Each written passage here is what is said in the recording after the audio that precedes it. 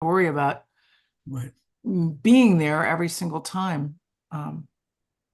Yeah. They're already raising hands, so what time is it? Oh, it's after time, right? I better mute. So, All right, I'll talk to you later. Have Yeah. fun. Me too. Learn a lot. You Enjoy. too. Enjoy. Okay.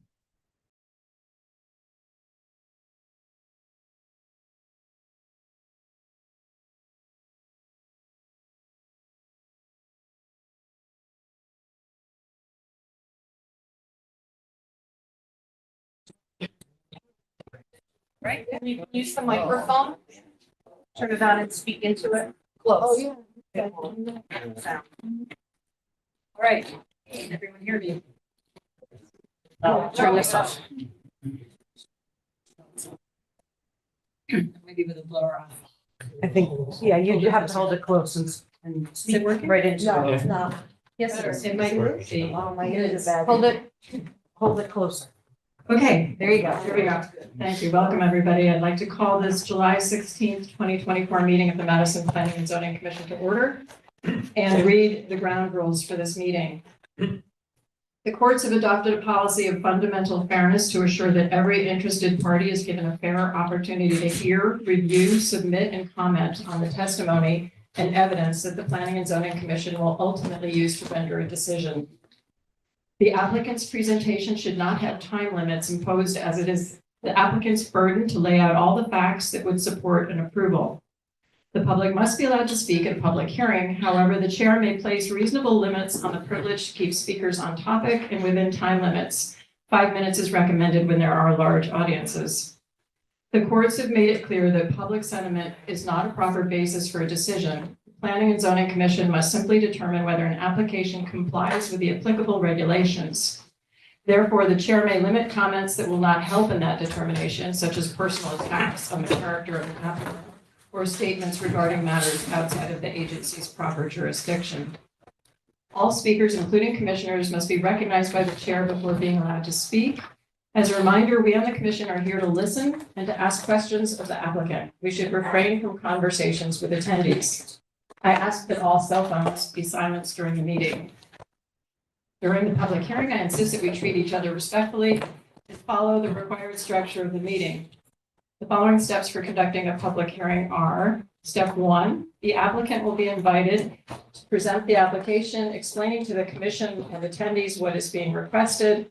The applicant or staff will share all application materials on the screen as needed. Comments of town agencies will be read for each application if there are any. Step 2, commissioners will ask clarifying questions. Before speaking, each commissioner will be recognized by the chair. Step 3, attendees will have an opportunity for clarifying questions and comments. Anyone who wishes to speak must raise their hand and be recognized by the chair before they speak. For Zoom attendees, please raise your hand through the Zoom platform and wait to be called on and unmuted. As this public hearing must be recorded, attendees will state their names and addresses before asking their questions or making statements. Step 4, the applicant will have an opportunity to address any questions or concerns raised by the public or commissioners and must be given the opportunity to speak again without interruption. Once the public hearing is closed, the applicant is free to leave or remain for the balance of the regular meeting, during which the commission will try to reach a decision on each application. Each applicant will be notified in writing as to the decision of this commission and has a right to appeal to Superior Court if desired. Decisions of this meeting are available the day after the meeting by calling the Land Use Department at 203-245-5631 after 9 a.m.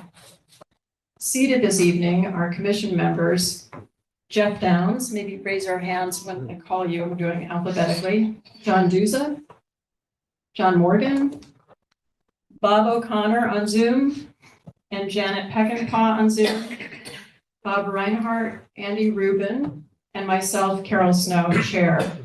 Staff present this evening is Aaron Mannix, our town planner.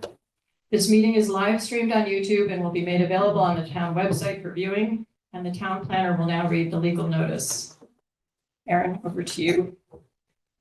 Thank you. Notice is hereby given that the Planning and Zoning Commission will hold a special meeting for a public hearing on Tuesday, July 16th, 2024, beginning at 6 p.m. in Meeting Room A, the James Madison Room, Town Campus, 8 Campus Drive, Madison, Connecticut, 06443. Overflow seating will be available in Meeting Room C, the Hammonasset Room at Town Campus. This is a hybrid meeting, and attendees may also join via Zoom webinar through either the webinar link or call-in information below. The webinar ID is 915-8196-6735. The password is 452138. The call-in number is 1-646-558-8656. The following application hearing will reconvene. 24-10, 6 Opening Hill Road and Indigo Trail, map 70, lots 1-1 and 1-14, zone RU1, owner, applicant, Emily Hall Tremaine Foundation, Inc., special exception pursuant to section 5.4A and 3.4C for philanthropic and educational use of the property, which use includes arts, architecture, and other philanthropic and educational exhibits, meetings, tours, on-site residencies, events, studio, and collaborative space, applicant's administrative office, and a museum/gallery store. All is more specifically and fully set forth in the statement of use and project description as amended, which is included with the application and on file with the Planning and Zoning Commission.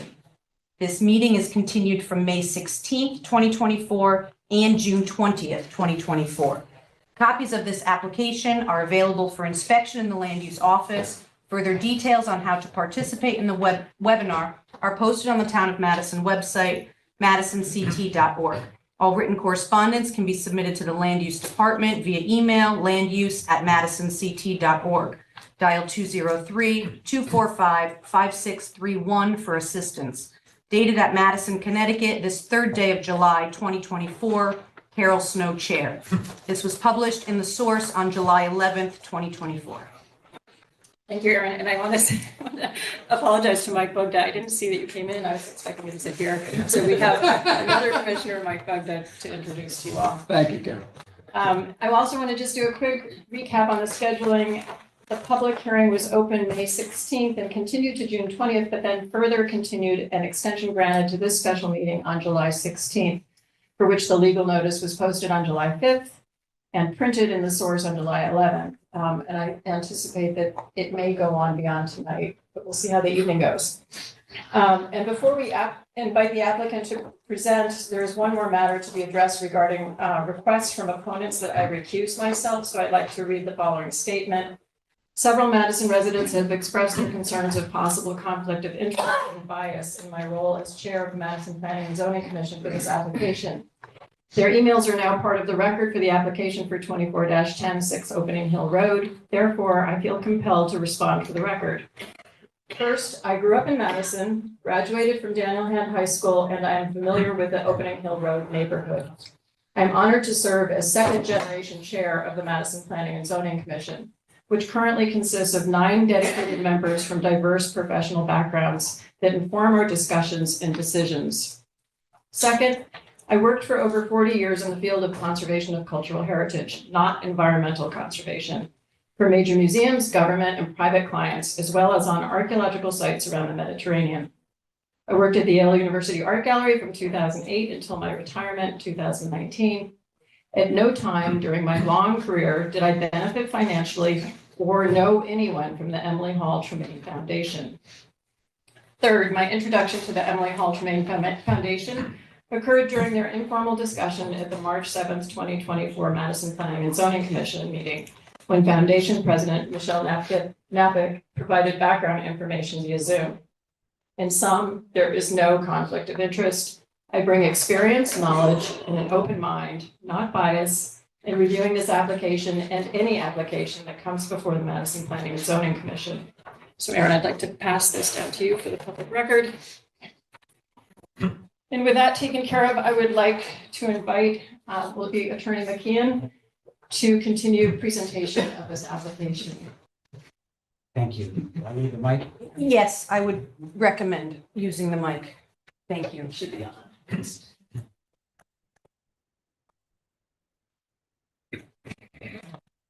Thank you.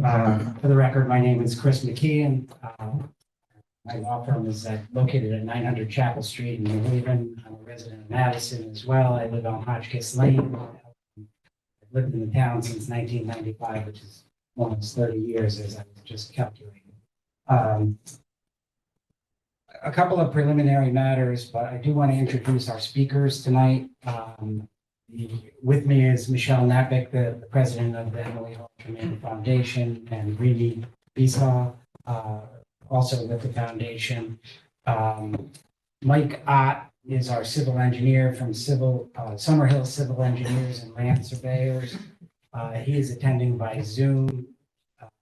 He will review and discuss the site plan and septic design. Excuse me, Attorney McKeon, could you speak louder? I'm getting word that it's a little harder to hear. If you just hold it Okay. nice and Is that close. better? Yes. Okay. Thank you. So Mike Ott is our civil engineer. He will be reviewing and going through the site plan and septic system design that he did, and which was submitted yesterday or this morning.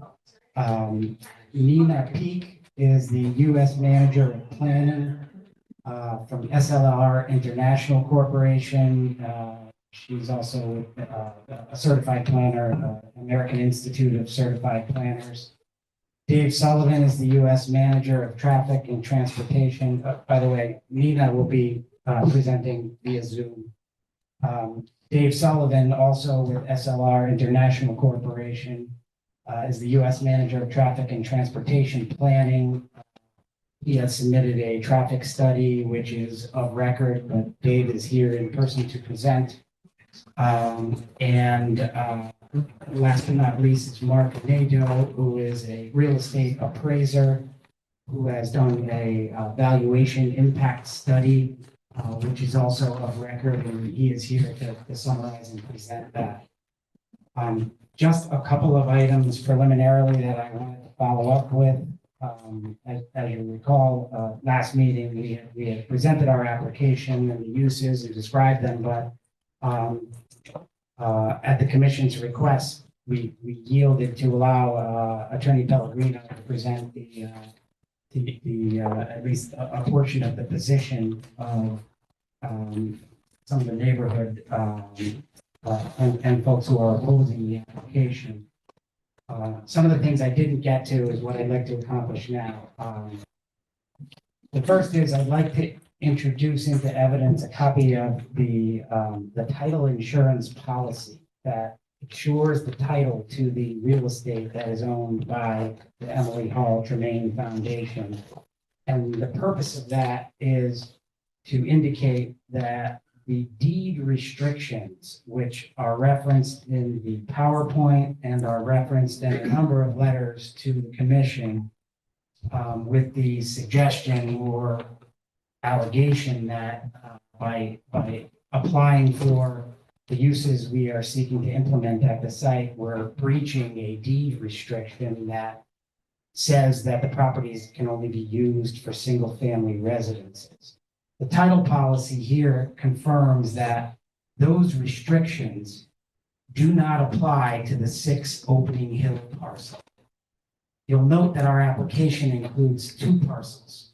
The 6 Opening Hill parcel is a large 6-acre parcel, and then there's a small strip of land that is not nearly big enough to be a building lot, but it is part of the ownership that the foundation has, and it's a narrow strip along Indigo Trail that the deed restrictions include in the legal description.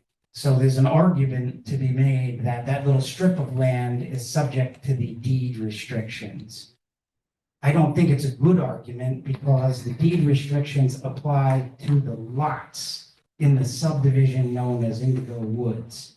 And many who may live in subdivisions know that there are usually and typically restrictions which talk about what you can or can't do. Some prohibit sheds or clotheslines or outbuildings. Those particular restrictions limit the lots in the Indigo Woods subdivision to single-family residence use. So the small strip of land, which is part of this application, is the only part of the foundation's property that could arguably be governed by those restrictions. Again, I don't think they apply to a excess parcel of land like this that is not a lot. But to avoid that from even being an issue for you, and so that we don't need to talk about it again, we're going to withdraw that strip of land from our application so that it now would be clear that there is no deed restrictions affecting the 6-acre parcel. So with that, I'd like to introduce a copy of the title insurance policy as an exhibit for the record, if I may. Thanks.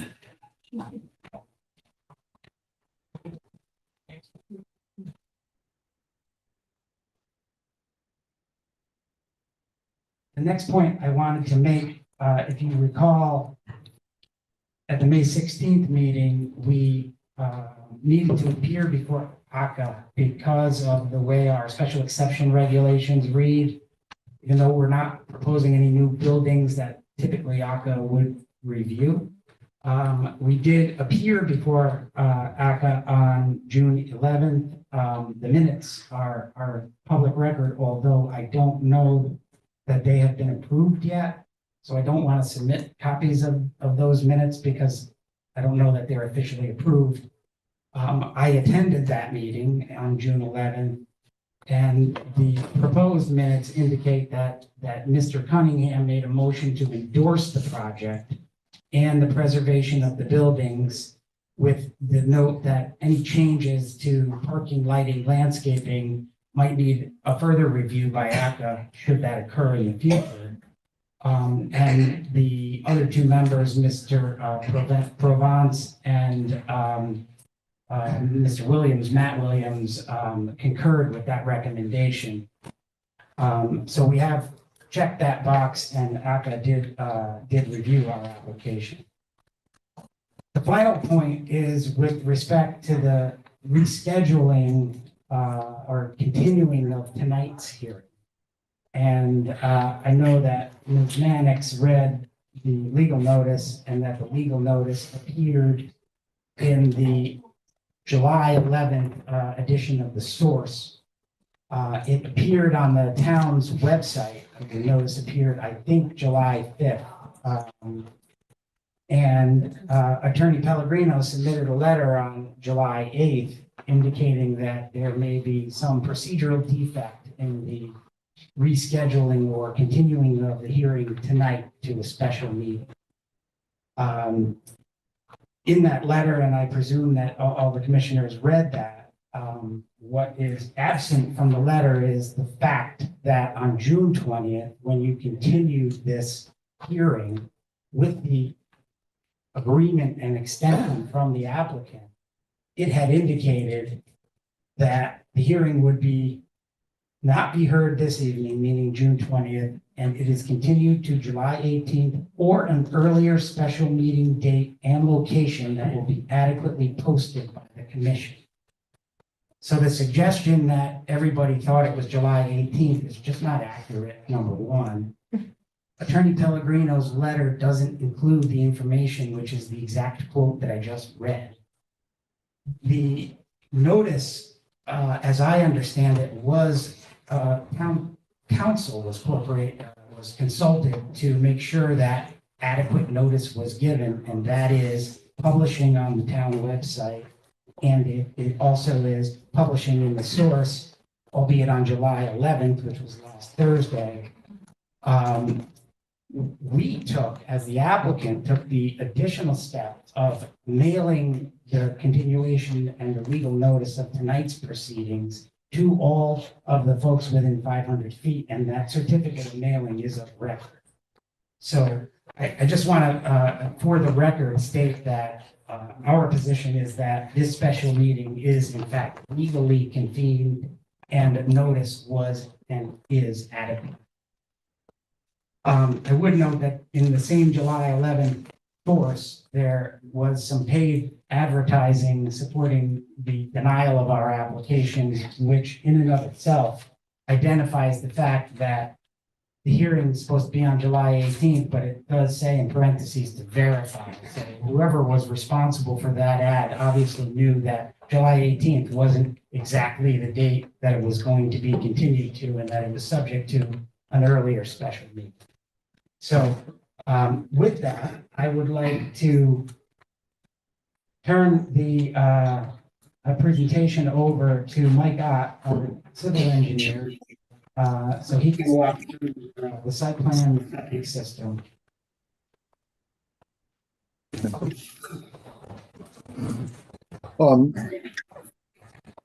Hey, Mike.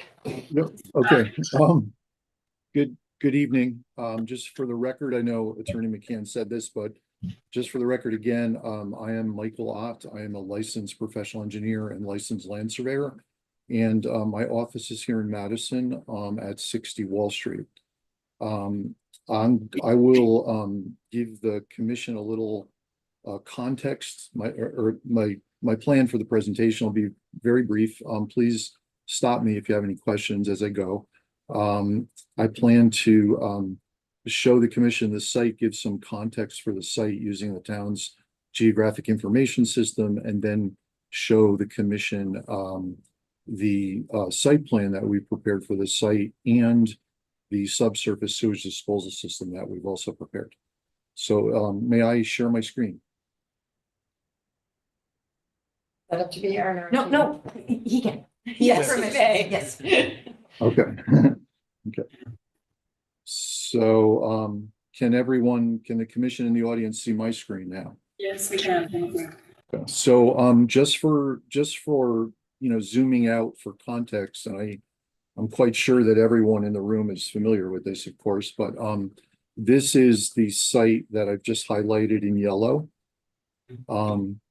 This is Opening Hill Road that runs, if you can see my cursor moving northeast, southwest. This is the Neck River, the blue line that you see that runs through Gould's Pond and the dam, and then continues southeasterly beyond the site. Where you see lots laid out in orange, they are within the town of Madison. On the opposite side of the river is, of course, the town of Guilford, as everyone knows, and because we're using Madison's geographic information system, there's no lot line shown in the Guilford portion. I'll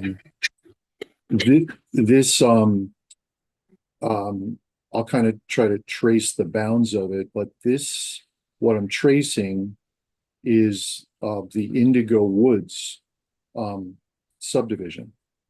And it was, as you probably all know, it used to be owned by the Tremaine estate.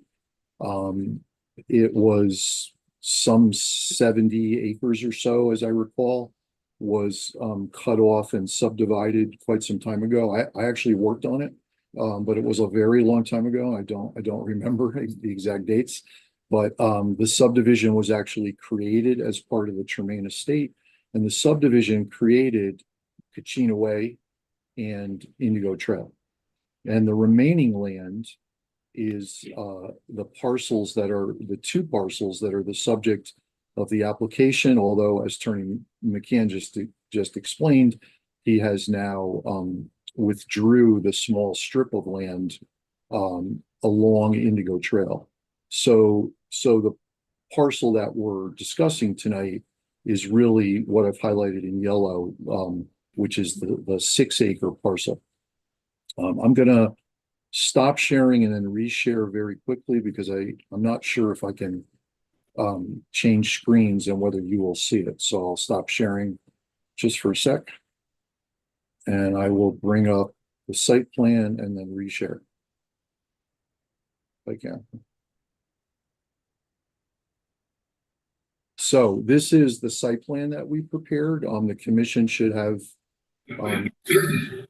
so I believe. Indigo Trail on the left side running to the east and west, and Opening Hill Road on the bottom of the page across the front parcel. Gould's Pond is approximately, and the dam is approximately here.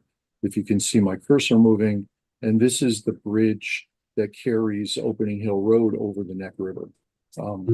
So the total parcel area is 6 acres. Very small portion, and I'll see if I can zoom in a little bit. A very small portion is actually located in Guilford.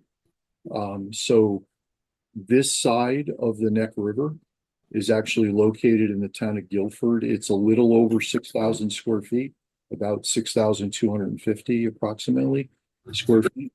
But the remainder of the parcel, of course, is located in the town of Madison. There is an inland wetland. This line with the dark triangles on it is the inland wetland boundary. The boundary was delineated by a professional wetland scientist from New England Environmental Services some time ago.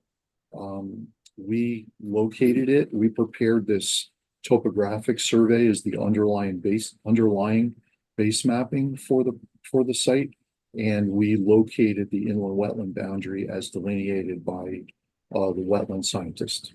The site is partially wooded and partially a very nice open maintained lawn in the rear of the site.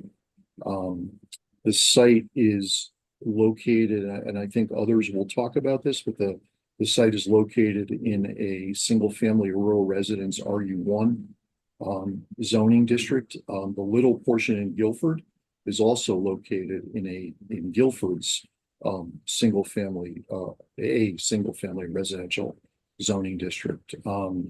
There are, as I'm sure as everyone knows, there is a loop driveway that currently serves the site from Opening Hill Road. There's also a narrow, maybe 8 feet or so wide gravel driveway that runs along this side of the house, parallel to Indigo Trail for a bit, runs along the barn, I should say, and parallels Indigo Trail for a bit, and then bears to the right a little bit and provides access to the rear of the property. There's a chain link fence across this portion of the front of the property, and there's a gate in that fence at that driveway. The site is, in addition to being located in a single family rural residence zoning district, it's also located partially within a special flood hazard area zone. The flooding source, of course, is the Neck River. The boundary of that special flood hazard area zone is this dark dashed line, which I'll try to trace, and hopefully everyone can see my cursor moving. So it runs through the site along this boundary. A portion of both structures, the main house and the barn and guest house, are located within that special flood hazard area zone. Utilities are provided to the site. Power, electrical power, telephone, and cable television is provided to the site from the utility pole line on the site side of Opening Hill Road, and overhead wires and cables to the building. There's a utility pole actually located on the site also. Sewage disposal is on-site sewage disposal systems, subsurface sewage disposal systems on the site.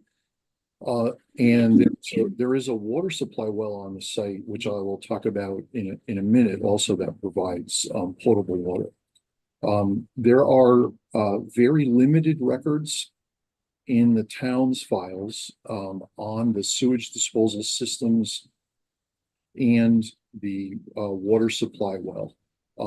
We hired a contractor to investigate and find the location of the water supply well on the site, and it is within this portion of the building. This is an addition to the historic portion of the home, and the well is actually located beneath the floor within that addition portion to the building.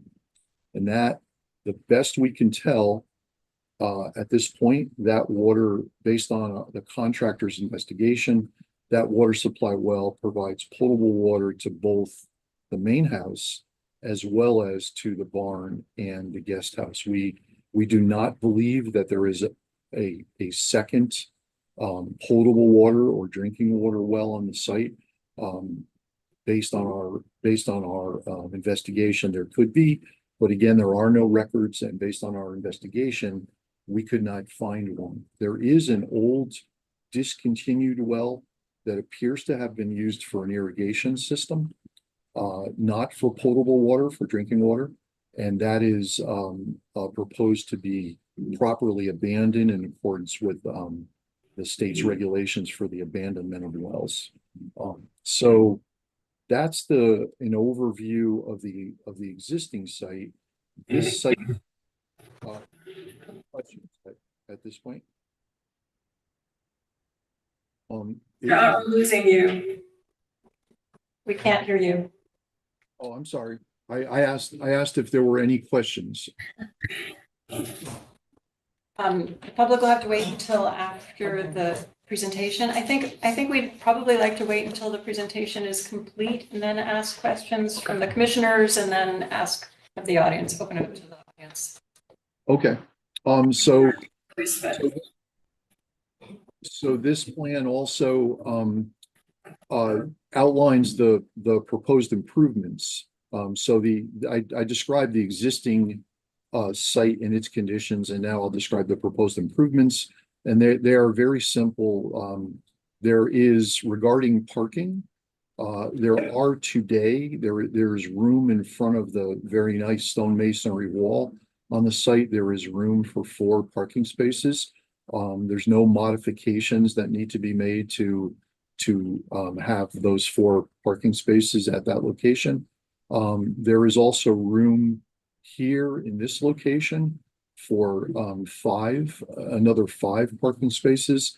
The only modification that we would like to propose is to resurface this planting bed area to give a little bit more room for vehicles to back out of these left-hand parking spaces. And there are also 3 existing parking spaces within the garage. There's a 3-bay garage within this building. And then I will zoom out again a little bit if I can. So in addition to that parking, we are proposing a temporary parking area that would only be used periodically here at the rear of the site. It is been sized to accommodate 12 vehicles. It would be accessed by an improved driveway. We would widen and regrade the existing driveway to a width of 12 feet. The driveway would be surfaced in gravel, so will the parking area. There will be a bituminous concrete apron, as there typically is at most gravel driveways out at the street within the right of way of Opening Hill Road. I'm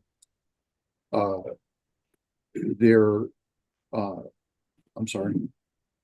Bear with me 1 second. I didn't mean to do that. The parking area is located, and I don't know if the commission can really see this, but it's purposely located in a low area so that it would not be visible from Indigo Trail. The topography, as you can see, all these dashed lines indicate a 1-foot change in elevation, and the slope is rising from the parking area. It's rising up to Indigo Trail some 10 feet or so. So this proposed parking area is set down in a low area and would not be visible from Indigo Trail. So those are the proposed improvements to the site. I should also mention that Dave Sullivan, our traffic engineer from SLR, will talk about this a little bit later, but in order to provide for adequate sight distance from this improved driveway, we are calling for the removal of vegetation that is along Opening Hill Road in this section between the existing driveway, the existing loop driveway and the new improved driveway opening. So I will stop sharing again and switch one more time to the plan for the subsurface sewage disposal system.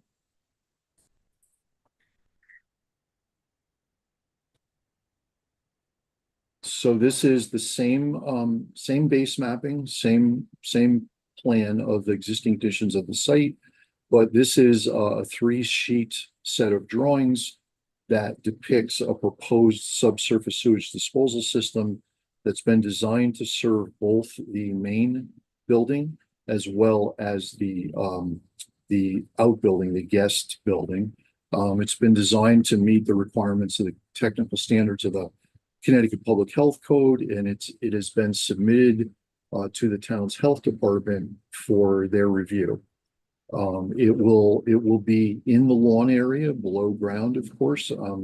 We purposefully sited it to be outside of the canopy of these 2 large maples, so that we don't interfere with their roots. So the entire subsurface sewage system, of course, would be below grade and will not be able to be seen, other than access points for the septic tank and pump chamber structures that will be required as part of the system. So I think that sums up my presentation. I will stop sharing and turn it back over to Attorney McCann to introduce the next speaker. Mr. Roth.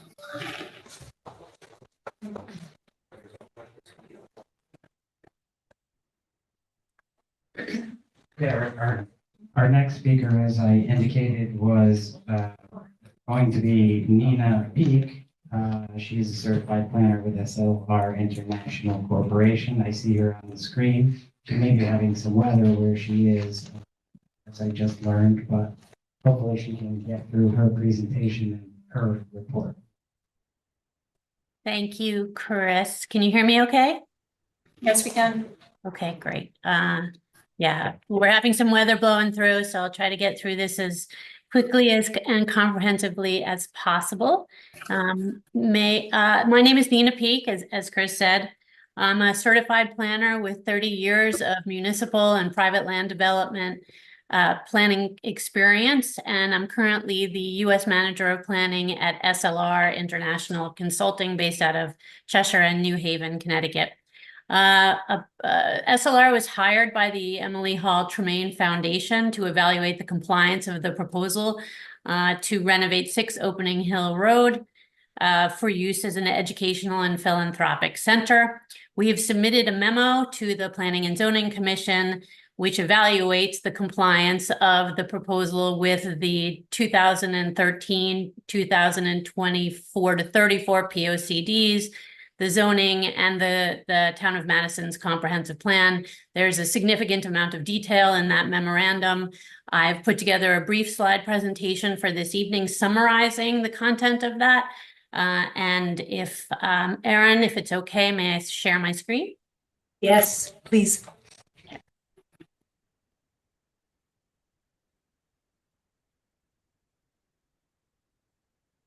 Okay, can everyone see my screen? And Okay, great, thank you very much. So, as Chris mentioned, the Emily Hall Tremaine Foundation is seeking a special exception permit to use the facility for educational and philanthropic purposes. We have reviewed the materials listed on this slide for consistency and provided a memo to the P&Z, which you have. I'm just going to run through quickly each of our findings, summarizing at the end with conclusions, and then some recommendations for the P&Z to consider when imposing additional conditions. So the first thing we did was we looked at zoning compliance and the use. So the proposed use, as you know, is not permitted as of right in the RU1 zoning district. So as a result, the applicant is seeking a special exception permit for a philanthropic, educational, recreational, religious use. As you all know, the code does not currently define that use, the philanthropic use, and so the code sends us to seek a definition commonly attributed to that use. We looked at several sources. We looked at, the OG Merriam-Webster for a non-for-profit. We looked at several zoning codes, the town of New Canaan, the town of Guilford. We've sought consult from the complete book of illustrated book of development definitions, which is a very commonly cited source. And we also referred to the IRS's definition of a 501c3 charitable religious institution. Based on this analysis, we determined that it is consistent with the Emily Hall Tremaine Foundation's mission to seek and fund innovative projects. The foundation is a 501c3 organization, a non-for-profit. The foundation proposes to use the site and all funds generated by any activities on the site for philanthropic and educational uses to support its mission. Even the revenue generating activities on the site would not generate a profit. And as a result, we concluded that the proposed project would be considered and reasonably defined as a philanthropic and educational use, and therefore, as it is listed specifically as a special exception use, it should be considered by the P&Z as special exception use in the RU1 zoning district. So now that we sort of evaluated that the use is considered and has been considered as a special exception use in the RU1, we went on to take a look at dimensional regulations. With the exception of the minimum front yard where there are existing structures, the proposed project, as Mike and Chris have mentioned, does not propose any new buildings on the site or any additional development, and as such is compliant with the dimensional regulations presented in section 5.5 of the town of Madison zoning regulations. As noted here, the main house and the guest house do encroach on the existing front yard, but no change is proposed, and therefore it should be considered a pre-existing non-conforming use. Next, we took a look at the signage. So the signage regulations is defined in 10.4 of the Madison zoning regulations, limit the sign, the proposed sign to 2 square feet. In all other areas, the sign complies. The proposed sign is 6 feet. We have made a recommendation to the Planning and Zoning Commission that they require the applicant to reduce the sign of the size of the sign so that it complies with the 2 square foot regulation. Next, parking regulations. As Mike mentioned, there are 12 existing parking spaces. That is compliant with the regulations. There is one provision in the code which prohibits parking in the front yard. Again, that's a pre-existing non-conforming use. There are parking spaces located in the front yard. But as Mike mentioned, there is no proposed change to those parking spaces, and therefore it should be considered a pre-existing non-conforming use. So then we moved on to our review of the 2013 Plan of Conservation and Development. So there's a lot of material, a lot of words on these slides. There's a lot of additional analyses in the memo that was submitted to the Planning and Zoning Commission, but I'll try to just do a quick summary of our review of that document. In the 2013 POCD, there is a consistency checklist in Chapter 8 that requires the P&Zs to take a look at any application or initiative that is presented to them and compare it to these criteria that are listed in the POCD. Here are a few of the consistency or evaluation criteria. The POCD asks that applications protect scenic resources, protect historic and archaeological resources, minimize character detractions, retain undeveloped land, encourage economic development, and conserve energy and water. There are other items in there which aren't particularly relevant to this, but again, encourage everyone to take a look at that checklist and compare it to the proposal. which does propose to restore the existing structures on the site as well as the scenic landscape. As Mike mentioned, it's a 6-acre property. The majority of the property will remain open and undeveloped. One of the key components of the 2013 POCD is the protection of historic and archaeological resources. The applicant has been in contact with the Connecticut Historic Preservation Office that determined the property would be eligible for listing for a number of reasons. And as a result, the applicant is submitting a National Historic Designation nomination, which would preserve and protect the property long-term. As many of you probably know, the site was in serious disrepair on or, as of 2019. Subsequently, it was foreclosed and the Bank of America took over, did some cleanup of the site, some functional improvements. This proposal would restore and adaptively reuse the site and restore the original historic landscape. Again, the majority of the property would remain undeveloped. Economic development, primary and secondary economic benefits to the town include employment at the facility, but also revenue generated from visitors to the site, hotels, restaurants, etc. The applicant does propose sustainability measures. We recommend that the Planning and Zoning Commission require the applicant to develop those a little bit more and provide the Planning and Zoning Commission with a list of what those measures would be. Moving on to the current draft 2024-2034 POCD, which is currently in front of the Planning and Zoning Commission. Again, there are a number of goals, objectives, and policies. We've pulled out the 2 most relevant to this project, again, referencing historic and cultural landmark preservation. And notable here is integrating those sites into daily life. Not only is the foundation proposing to restore this, but also bring the property back into an active use, which is always the preference of the Historic Preservation Office, both state and national, not to just mothball facilities, but to bring them back into active reuse and generating interest to both the site and the area. And again, preservation of natural, public, and private resources. The applicant not only is preserving the majority of the site, but also is proposing sustainability measures in terms of their water, sewer, etc. Again, we recommend that the Planning and Zoning Commission get a little bit more detail on those measures, those suggested measures. Finally, the applicant, the requirement of the special exception use permit requires an evaluation of the application against the comprehensive plan. As previously noted, the proposed use is allowed. It's listed as a special exception use in the RU1 zoning district. Per 5.1, the Planning and Zoning Commission must consider the project on an individual basis, weighing the impact of the use upon the surrounding area. As mentioned by Chris, and with the supplementary materials provided to the Planning and Zoning Commission, there's been a traffic analysis. There's this planning analysis. You'll hear from Mark Nadeau, who's done a property valuation assessment.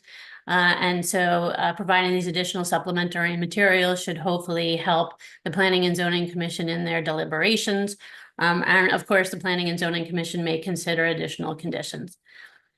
In conclusion, just summarizing what we've talked about and what's presented in our memo, the proposed project is a philanthropic and educational use. Their mission is consistent with the widely acceptable definition of that use and therefore is currently codified as a special exception use in this zoning district.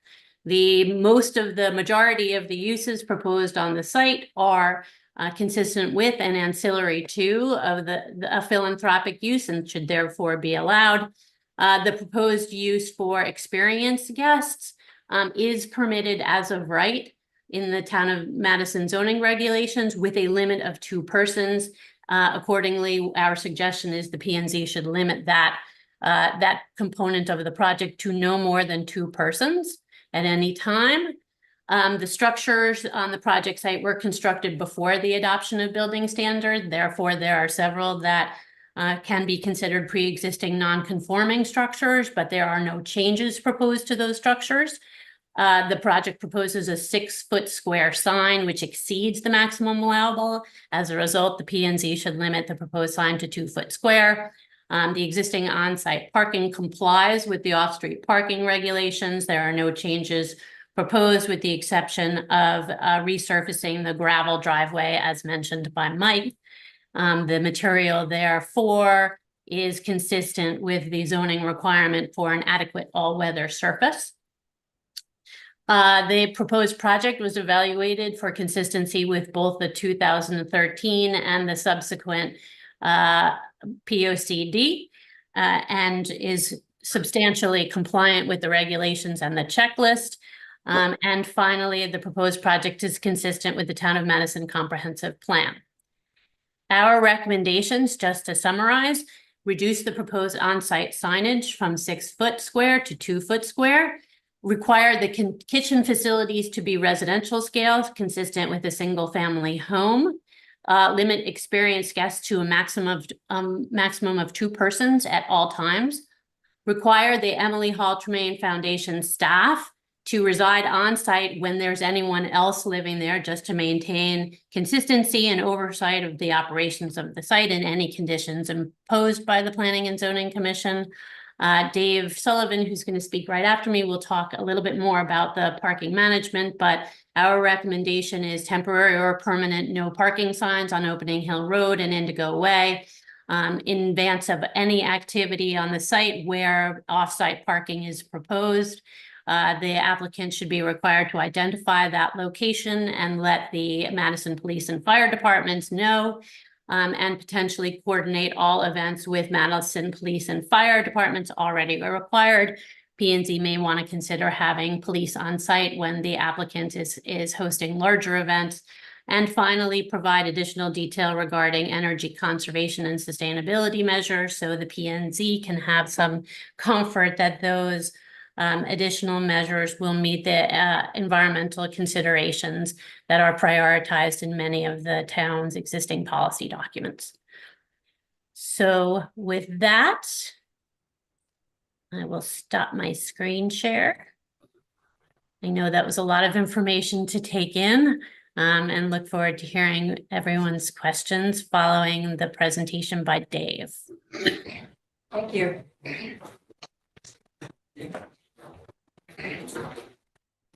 I just wanted to note for the record that the recommendations of Nina in the compliance report all are agreeable to the applicant, and the applicant would welcome them as conditions to any approval to the application. And with that, I'll hand it over to Dave Sullivan.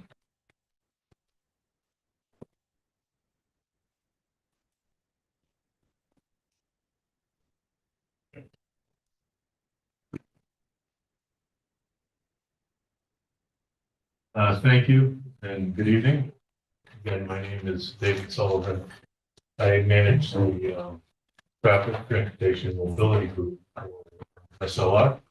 I hang my hat in our New Haven office. I've been doing this for longer than I care to admit, but I'll leave it at over 30 years. I'm a professional engineer and have been doing transportation planning and traffic engineering for all of that time.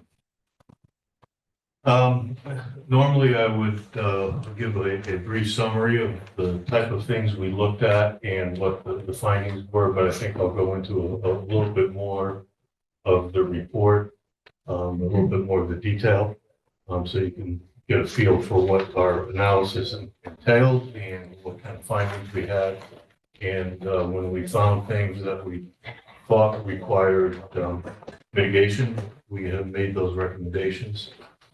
So with no further ado, the scope of our study had several tasks. We did field reconnaissance. We did data collection, where we collected traffic volume data from that CONDOT had, Connecticut Department of Transportation. We looked at crash data, 5 years, which is the typical window that we look at. That information is from the Connecticut crash data repository. We did significant check of the access and the sight lines. We made a detailed review of the programming and estimated the traffic. Did supplemental counts to update what Condot had already done. And we conducted an impact analysis. And at the end of the report, we have several recommendations that we had made. So I'll start with the existing roadway conditions. And for tonight, I'll call Opening Hill Road and North-South Road. It's slightly northeast to southwest. But for ease, I'll call it North-South Road. The speed limit on Opening Hill Road is 25 miles an hour. The area is primarily residential.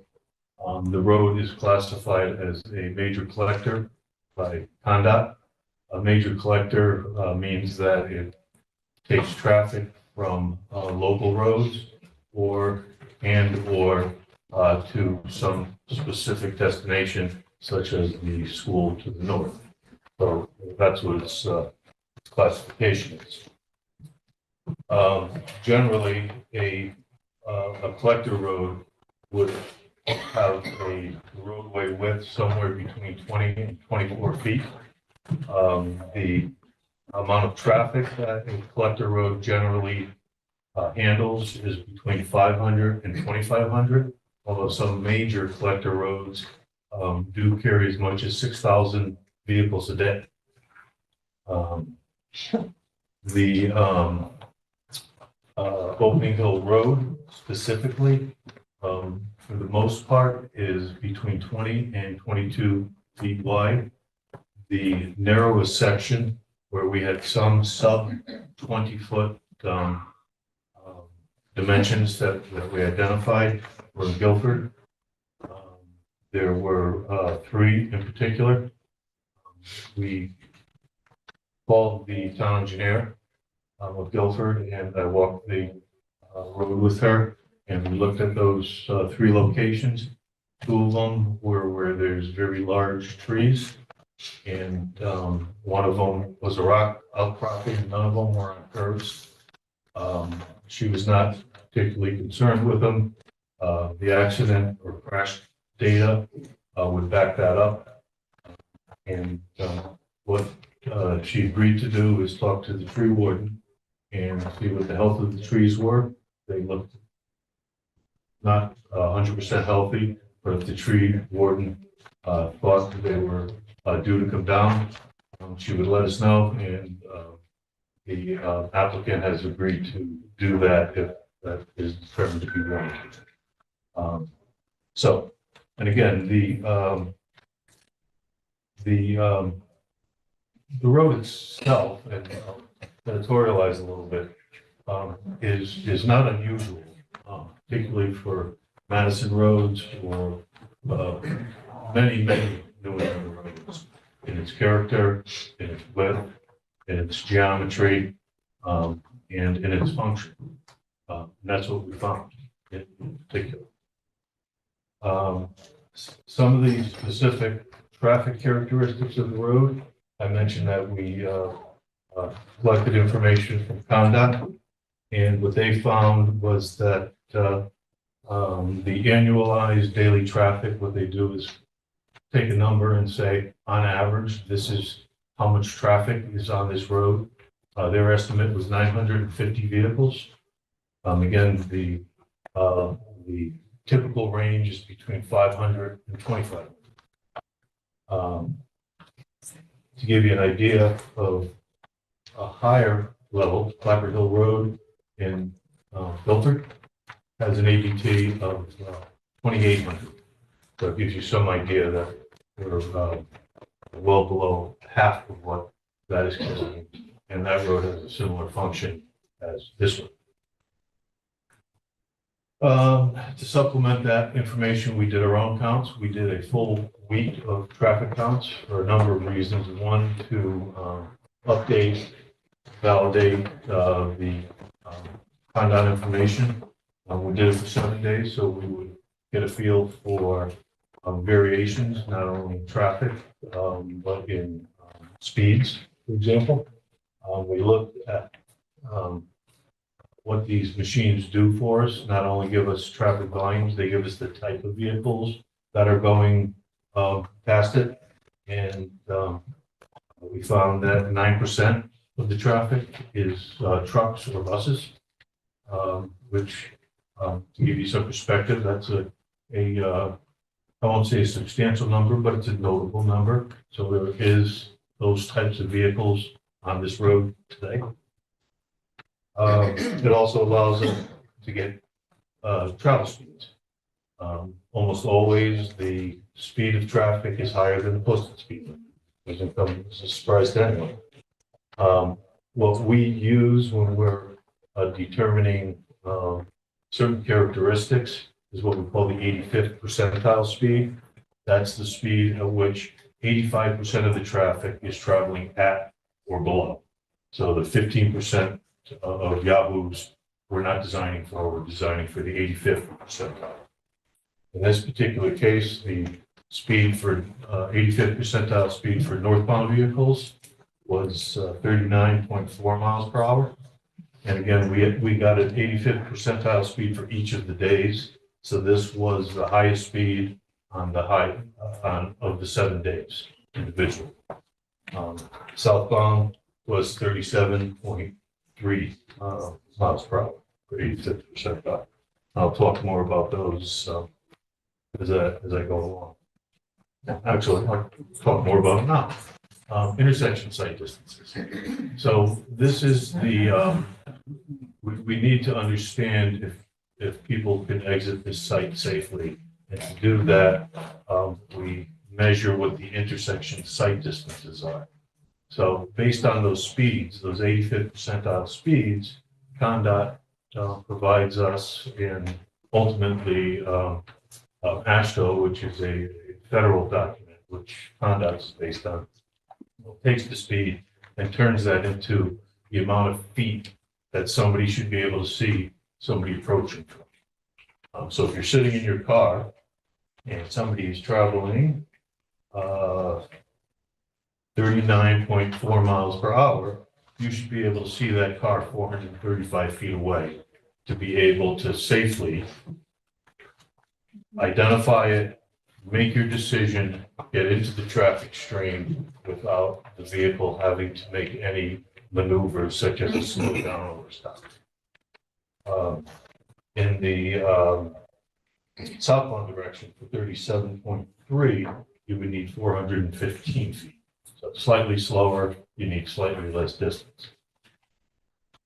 So we looked at initially at the 2 driveways. As you know, Mike pointed out, it's a semicircle. There's 2 driveways at either end of the parking.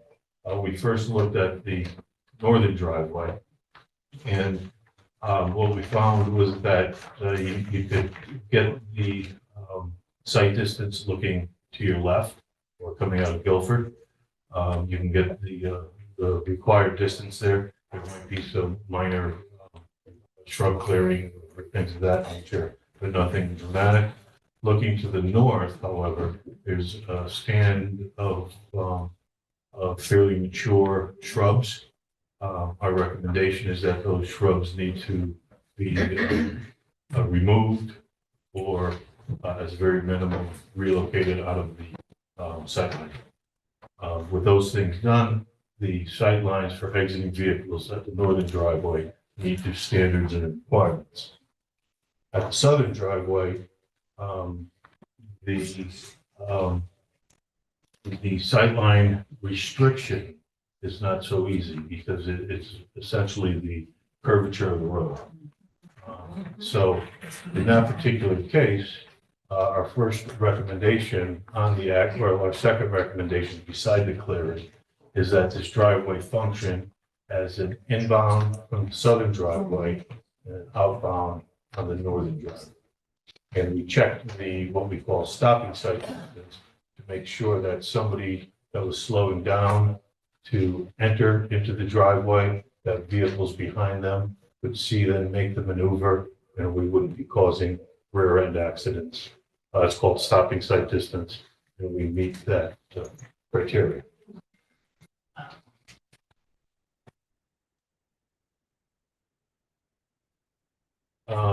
The gravel driveway, which is slightly north of the two established driveways, as Mike pointed out, that will be improved. And by improved, it'll be a standard width. However, most importantly, I asked Mike to ensure that if there was a car waiting to exit the gravel driveway, that there was enough room and enough width at the throat of that driveway so that entering vehicles would not be affected. So that vehicles could enter, even though the traffic here is not going to be a consistent thing.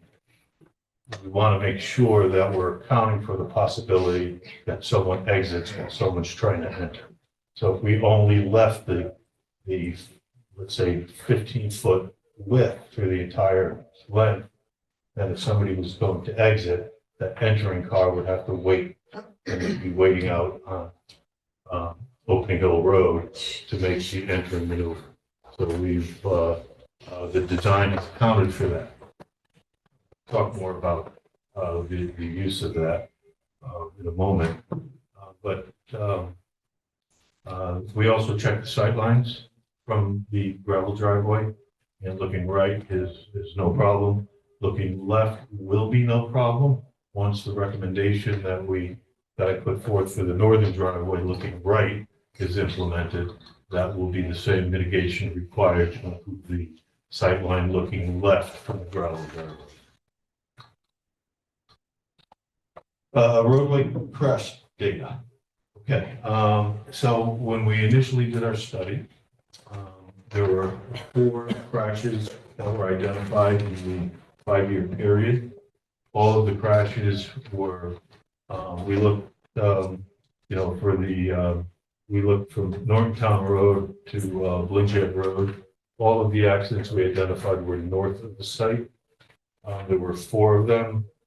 3 of the 4 were property damage only, suspected injury in one of the crashes. They were all single vehicle and had some contributing circumstances. In crash 1, there was it was deemed excessive speeds. Crash 2, there were rainy weather conditions and excessive speeds. Crash 3, the driver was experiencing fatigue or fell asleep. That particular person refused an alcohol test. That was noted in the report. And crash 4 was with icy, snowy road conditions. So those were the 4 that were identified at the time. Since then, as we all know, there's been a 5th accident, which has recently happened, and which caused us to look harder at the bridge which exists out there. When we our first look at it, the width of it is about 21 feet for the travelway. There hadn't been any history of crashes there, so our focus did not immediately go there. Not sure of all the details of the crash, whether I know there was, in reading the report, apparently there was a tire issue and hit the abutment, and so I'm not quite sure exactly what happened, but nonetheless, we think there are some things that can be done out there. So, for example, there is guide rail when you're coming from Madison towards Guilford. Unfortunately, that guide rail is not used as a protecting feature for the abutment. If you notice, the end of it near the abutment is outbound from the actual abutment. So it's there to protect people from going over the edge as you approach it into the ravine in the Neck River. So one of our recommendations is to replace that guide rail and have it properly mounted so that it is actually giving direction and protection from the blunt end of the abutment. In the other direction, no guardrail. So we're recommending the same thing be done in the northbound direction coming from Guilford. So a guide rail would be provided there. In addition to the guide rail, we think there should be some signage that could be added. Very little signage out there in this regard. And additionally, some reflectors. There are some reflectors that can go right on top of the abutment. Some could be on the blunt ends. Some of those things can be done. And we've discussed this with the applicant. They're willing to make these improvements to improve the safety of that crossing.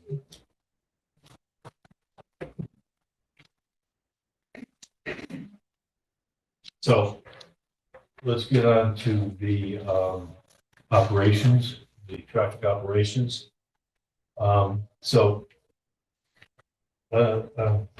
you've heard in the past, there's really three types of events. There's the meetings, there's the gatherings, and there's the events. So what's actually happening here from a traffic standpoint and how we made our analysis? Well, the first thing is that there's 4 staff members that typically will be there, maybe once per week, maybe twice per week. We said, well, let's assume 4 staff members, 2 are there every day, and they arrive during the morning peak hour, and they leave during the afternoon peak hour, and they have their own individual cars. There's also the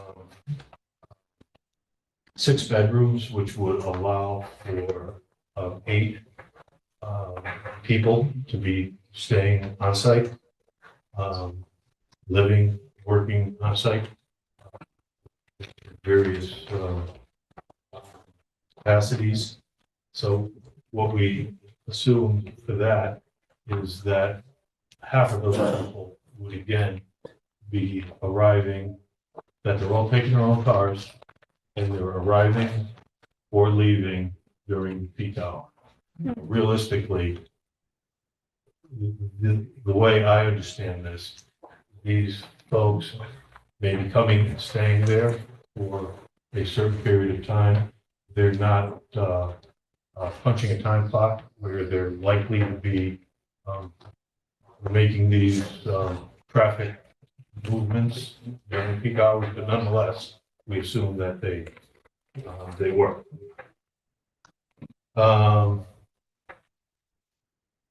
And then we have the meetings, gatherings, and events. So we have the base situation of traffic, and then we have the meetings, gathering, and events. So let's talk about the parking for these first of all.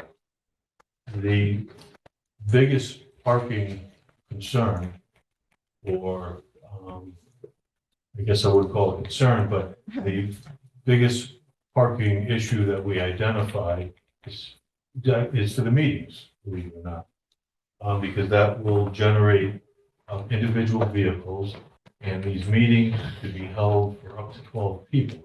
So now you have some of the parking that may be being used by the residents or by the staff, and then you have the potential on these meetings, which we would suggest be parked on site.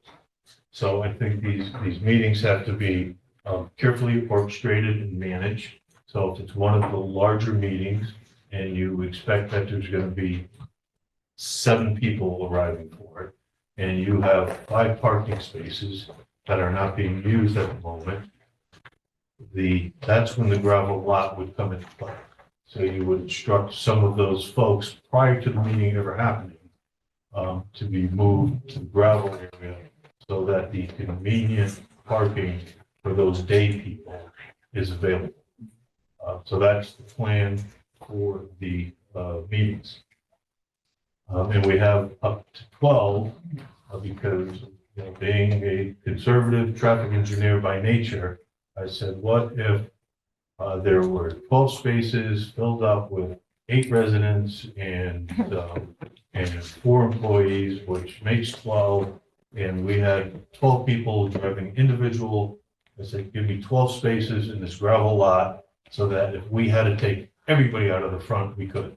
Unrealistic, but the belt and suspenders are put in place for that eventuality. The other thing that gravel lot could be used for is for not only the meetings, but because the meetings may have maybe a lot of sandwiches or something like that. But the service of those things, maybe kitchen staff, we assume 2 may come, but they would have the ability to do the loading and unloading.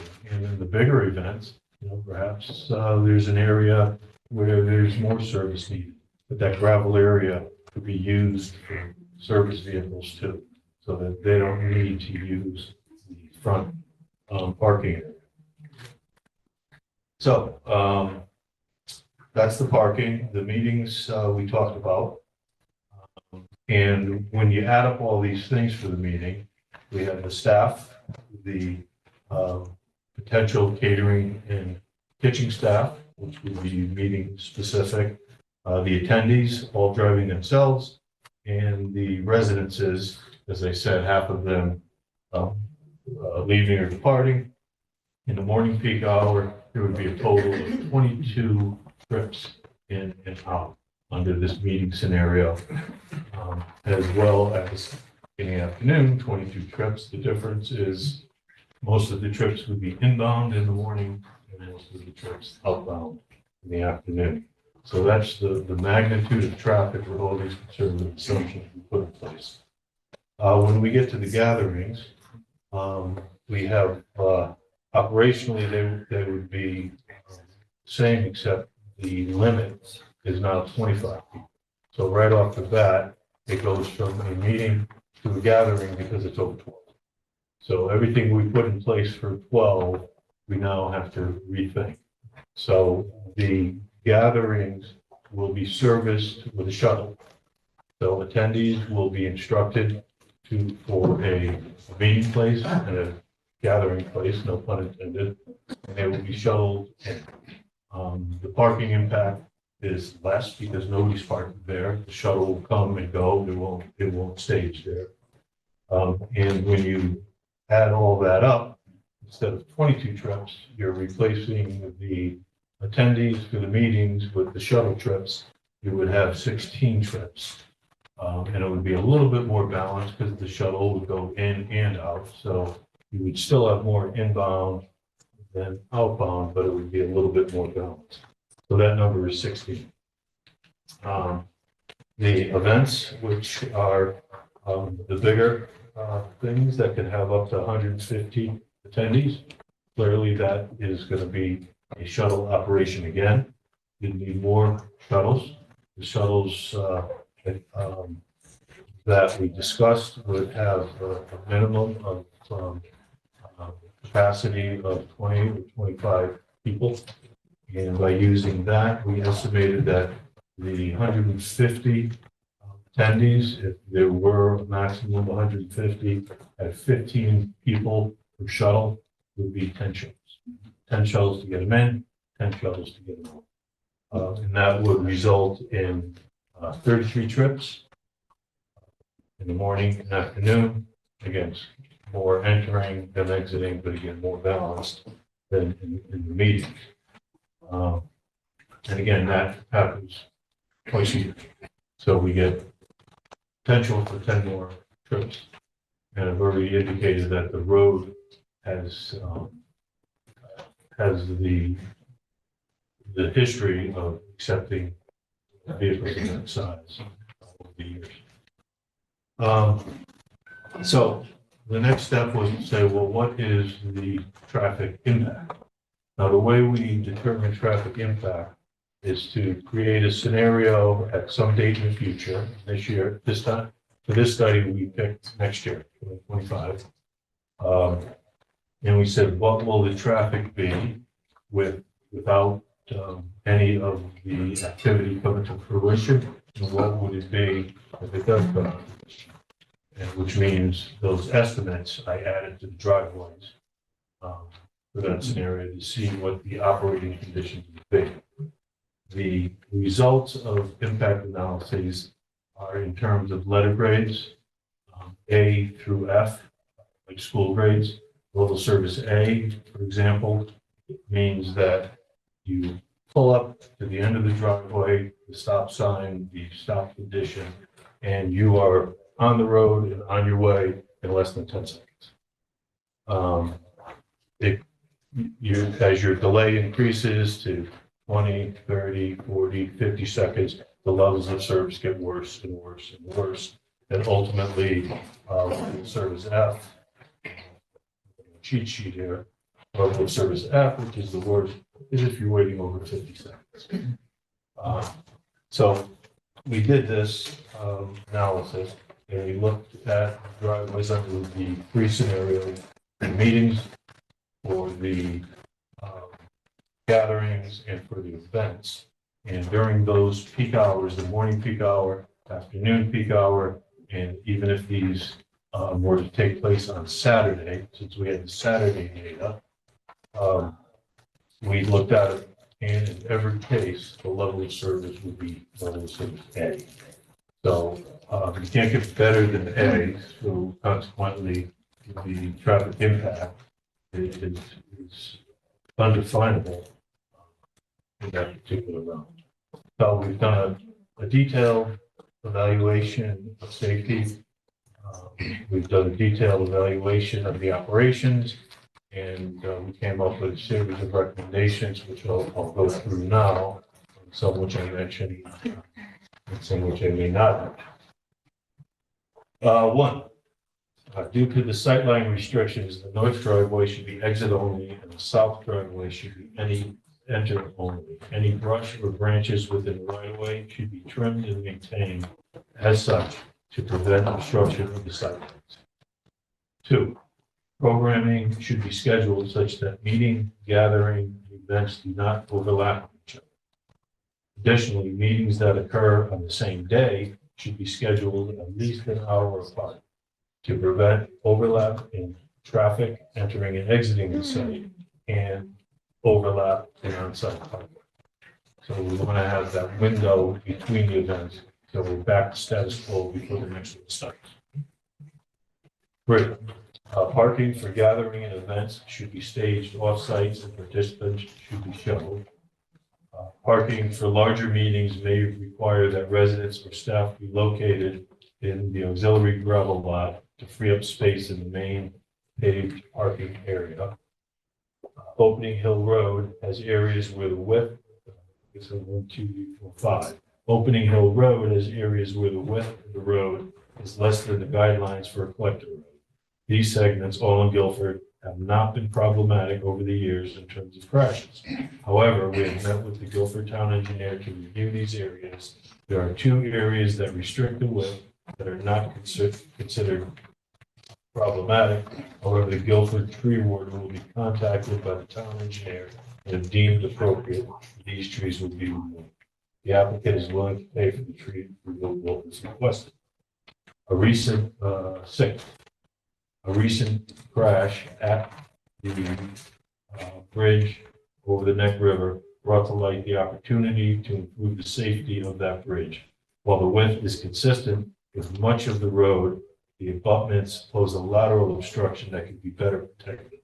In particular, guide rails, advanced warning, signage, and reflectors are proposed. And once again, the applicant has agreed to implement these recommendations. Pass the mic back to Chris, and we have to entertain any questions.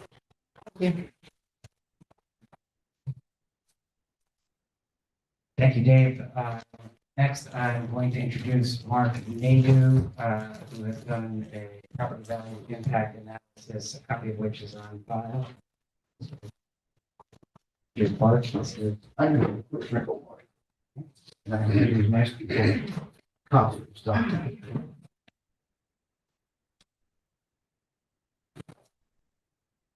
Start in the middle and you pass it to.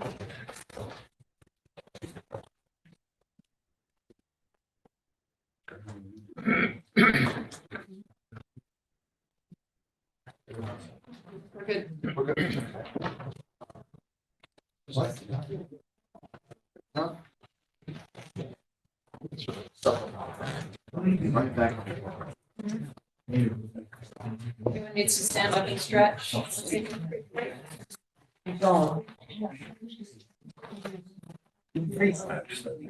Recess? Get some water. Oh, Mark, present.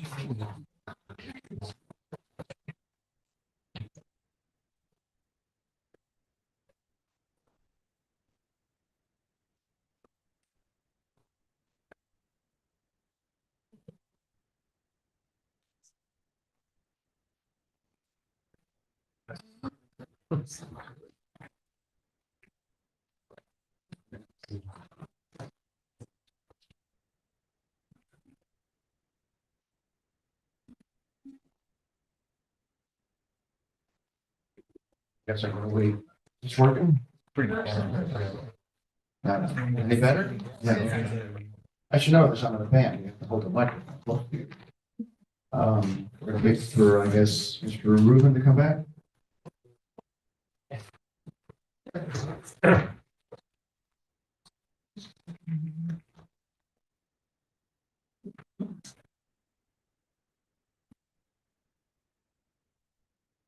Or we may want to get. I'm sorry? We may want to keep going. Okay, we'll be back, right? Hopefully we'll be back, right? Yeah. My name is Mark Nato. I am a licensed and certified real estate appraiser.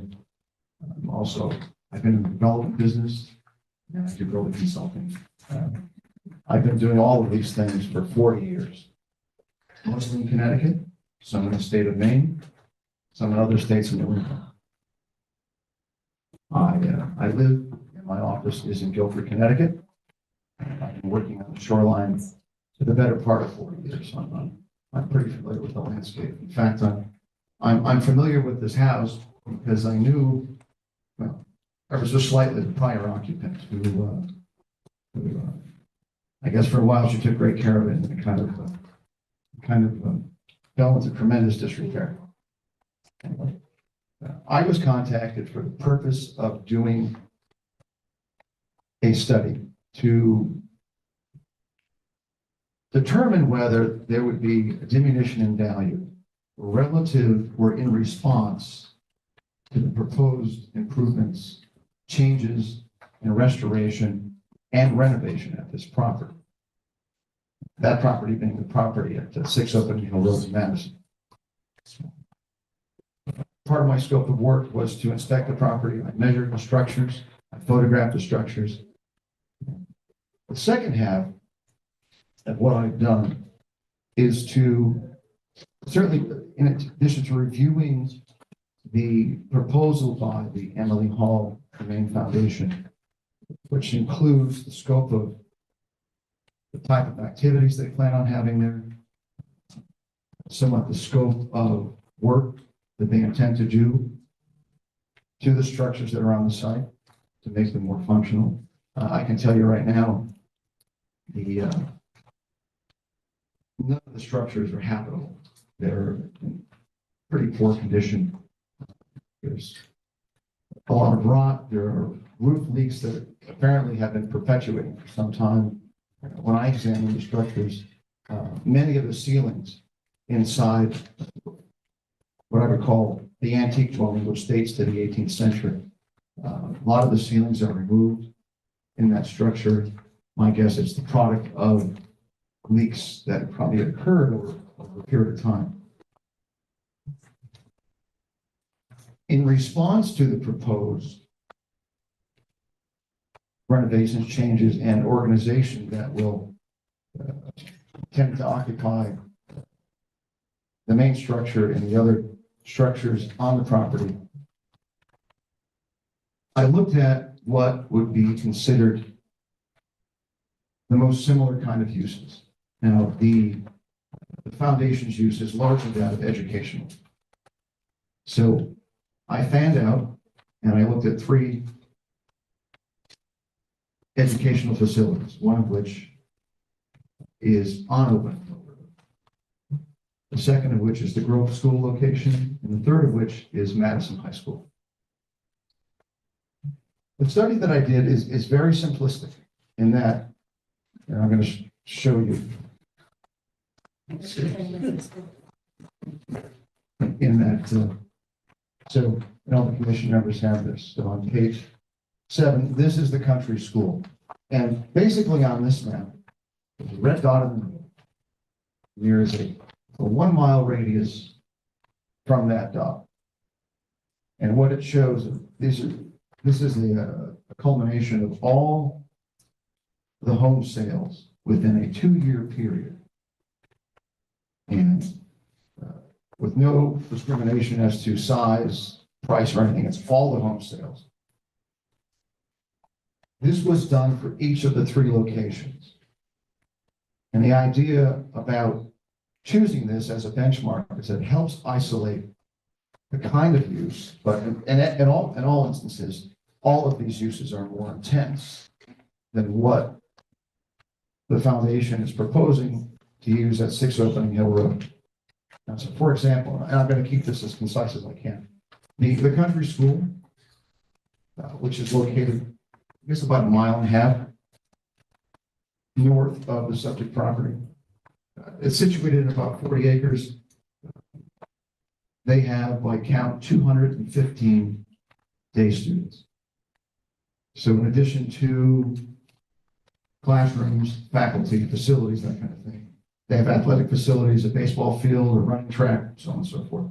And that's pretty much consistent with all of the educational facilities that I looked at in Madison.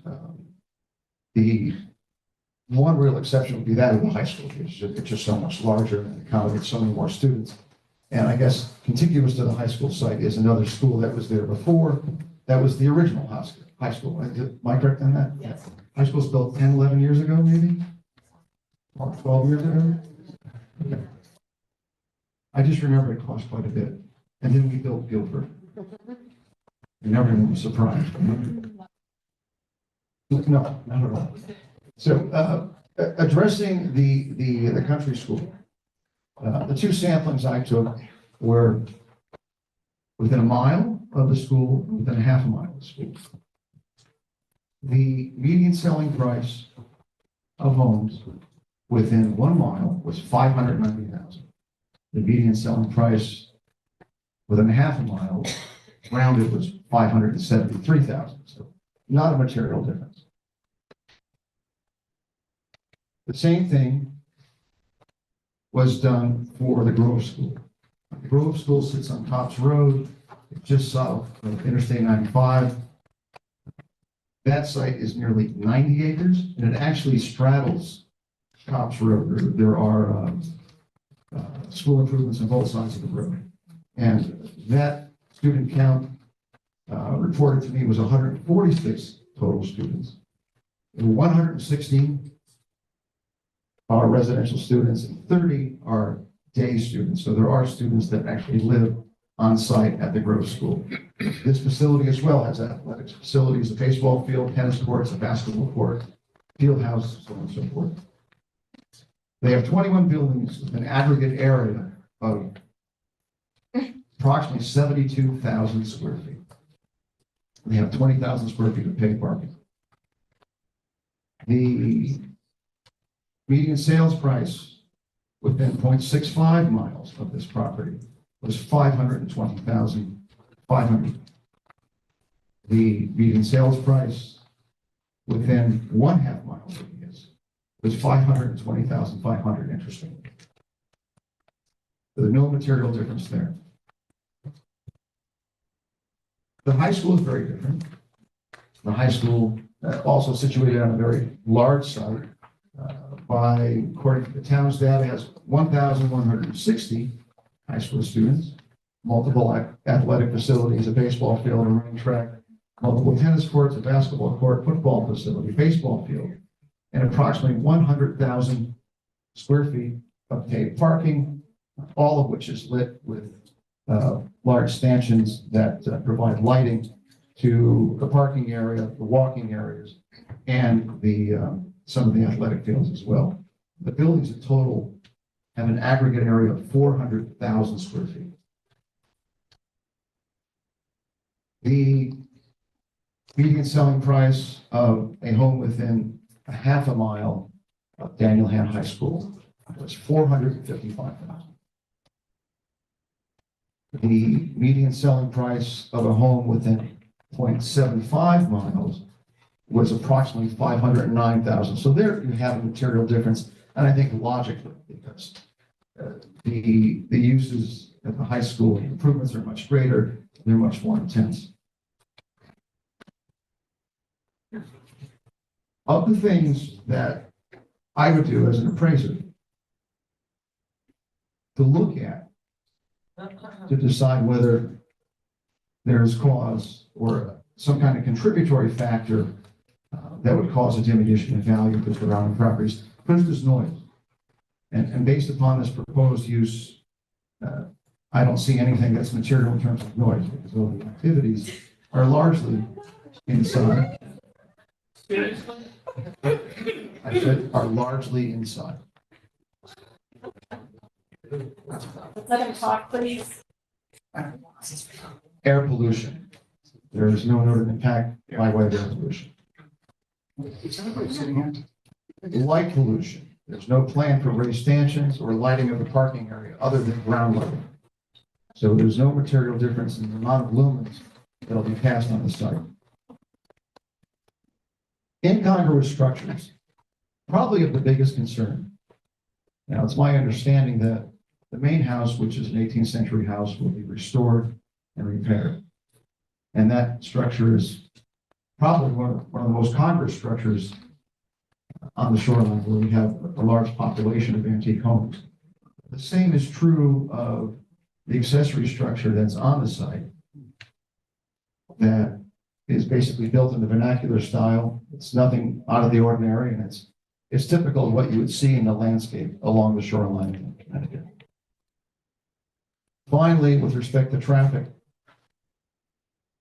on a general daily basis, based upon the numbers I looked at, there's not a material difference.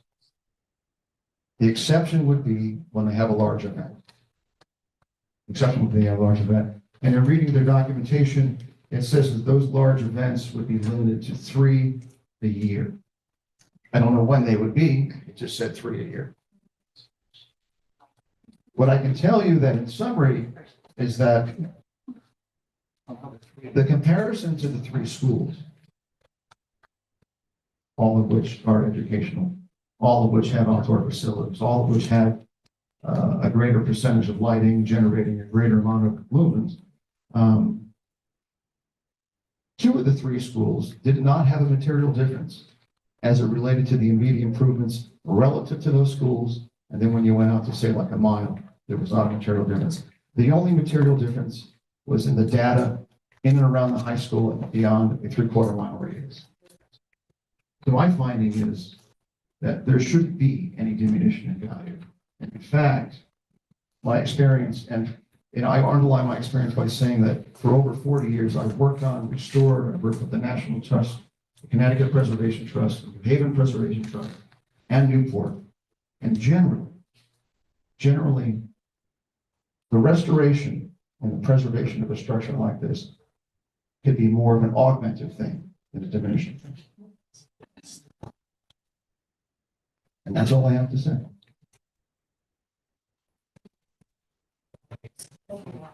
Thank you very much. Oh, wait. There is one, I apologize. There is one other thing. There's one other thing. I gave the commission this document here. What this is,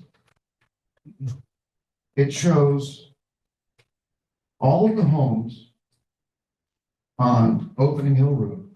This is the town's assessment, interpretation of value. The first is within 0.75 miles of Opening Hill Road. And you can see, here's the array of values and the size of those respective sites that the town has assigned. Then we get to, we're within 1/4 mile of the country school. And interestingly, the town's interpretation, the valuation company's interpretation of the value of those lots are basically the same.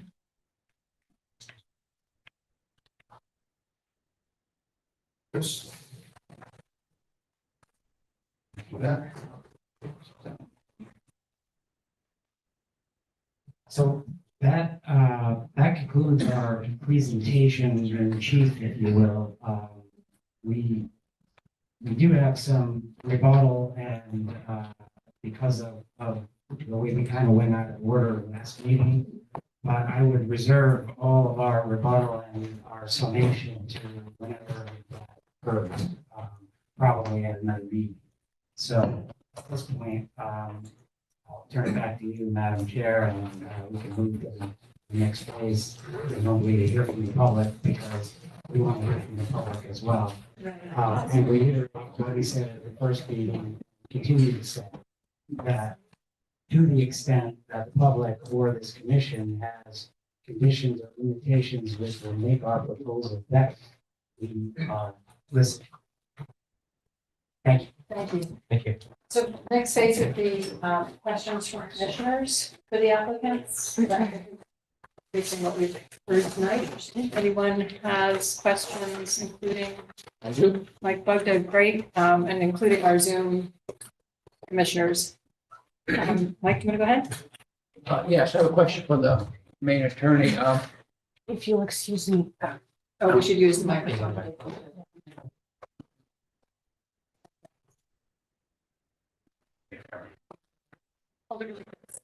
Yes, that's my question.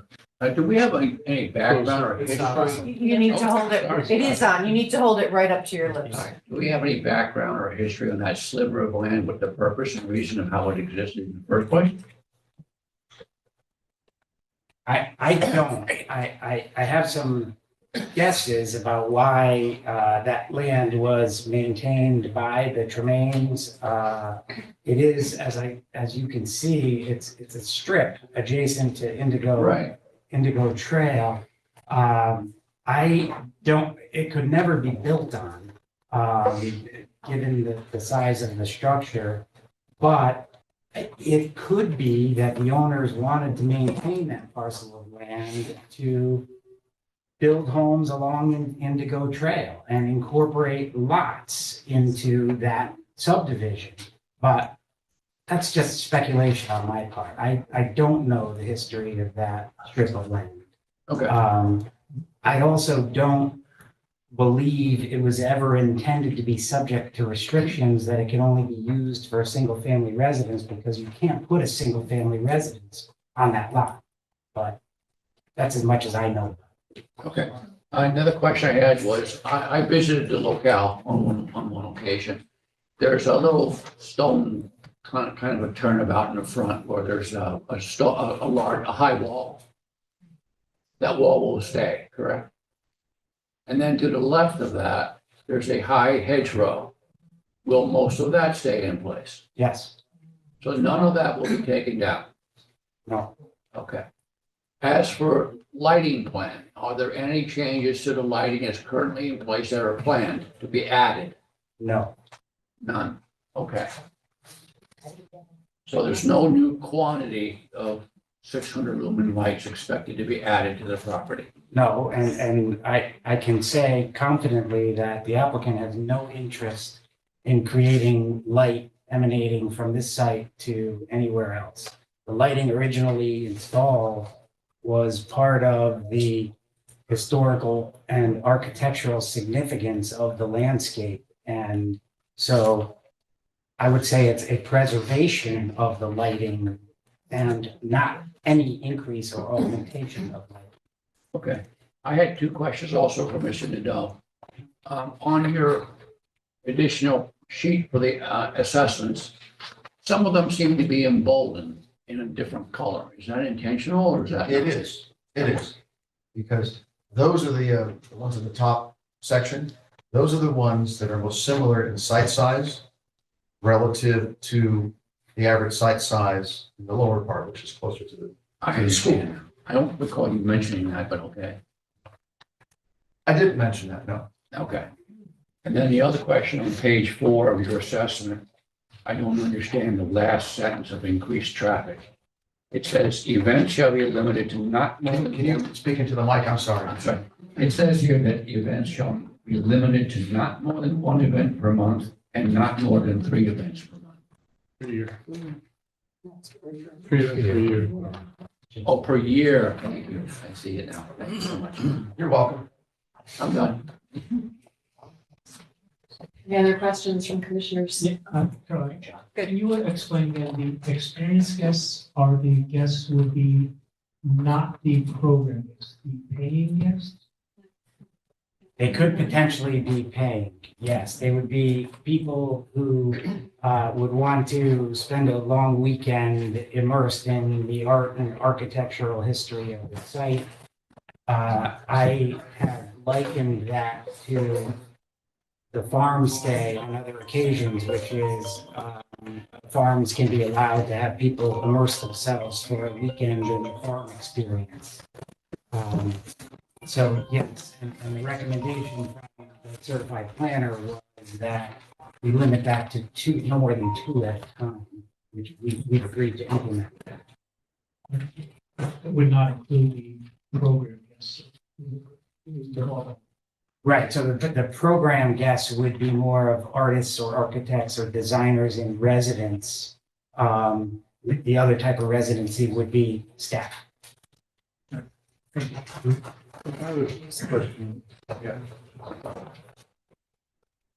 Jeff, thanks. So in total, how many residents do you expect to have? I mean, I've heard, up to 8, I think, is what you said. Is that the total? And then is that broken down by when you have the people that experience come? I don't know that's officially broken down, but I think over the course of what we presented, we're saying that we would limit the residences to 2 experienced guests at a time. Okay. I strongly doubt that there will be 2 experienced guests in this site 365 days a year. It's just not going to happen. As far as staff residing there, that is probably the most likely candidate to have residents living full-time 365. And then as far as program guests, I would think that those are the ones I believe are typically 4 months, such as artist and residency, and they are selected through a criteria for whether they're eligible to effectively be gifted or granted the opportunity to live, work, and study, continue their profession in this location. So I can't give you an exact number. I know that we can not exceed 8 at a time. I know that we won't have more than 2 experienced guests at a time. And we won't have more than 2 staff people at a time. And that would be the 365, potentially the 2 staff. That's the only one I think that could get to that level. Okay. And we said we will always have staff in residency when there are other people in residency, so that there's that level of staff contact present. Right.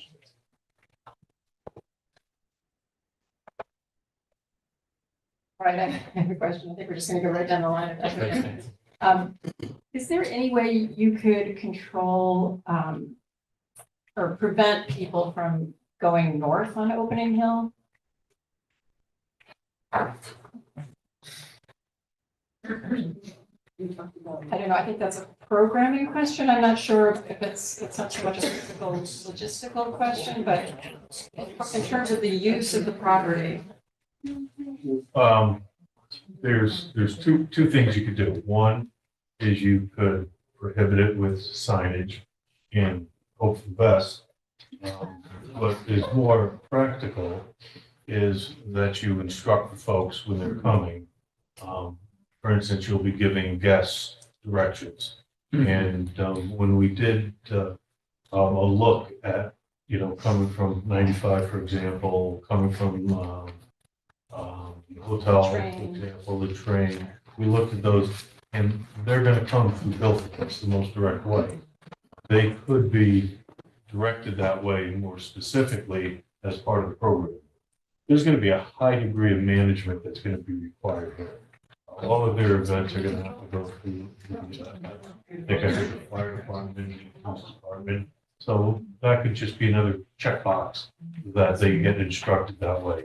Now, if you're an employee and you live north on Opening Hill Road, it's kind of hard to make them have to circle all the way around to go to work, for example. But certainly for the vast majority of the traffic, I think you can find a way to do that. Thank you. And the staff could use the ancillary parking though, so it's a different entry into the property. Yes. Hi, I'm Bob Reinhardt. I'm gonna reserve some of my questions for the end when we have a chance to look at everything that was submitted, so. I just have a couple of questions to help me clarify a few thoughts. You may not be able to answer them all now, but I'll give you a head start on it. So the first one is, as I'm going through all the different submissions, trying to get my arms around the nature of each of the events, so meetings, gatherings, the events. It's very superficial as far as the description goes. I can't figure out what it actually is going to be. It's 150 people with a live band. Don't answer. I'm just saying I don't know. So I can't figure out the impact on the neighborhood until I actually understand what the intent is, because there's a lot. So Yeah. I'm going to do it too. Okay, I'll try. Oh, I can hear myself. It's better. Okay, so the idea is to help me understand what the intent of each event is. That's the first one. The on-site residencies, sounds like there's going to be 8 people. That would be inclusive of staff. Okay. When I start looking at the residencies, the gatherings, the people working, losing the math isn't working for me as far as the parking goes unless you do have those 12 ancillary spots in the back, which is a definite request. But I'm not sure if Mike is still on the line. The statement now is that there are 3 spots in the garage,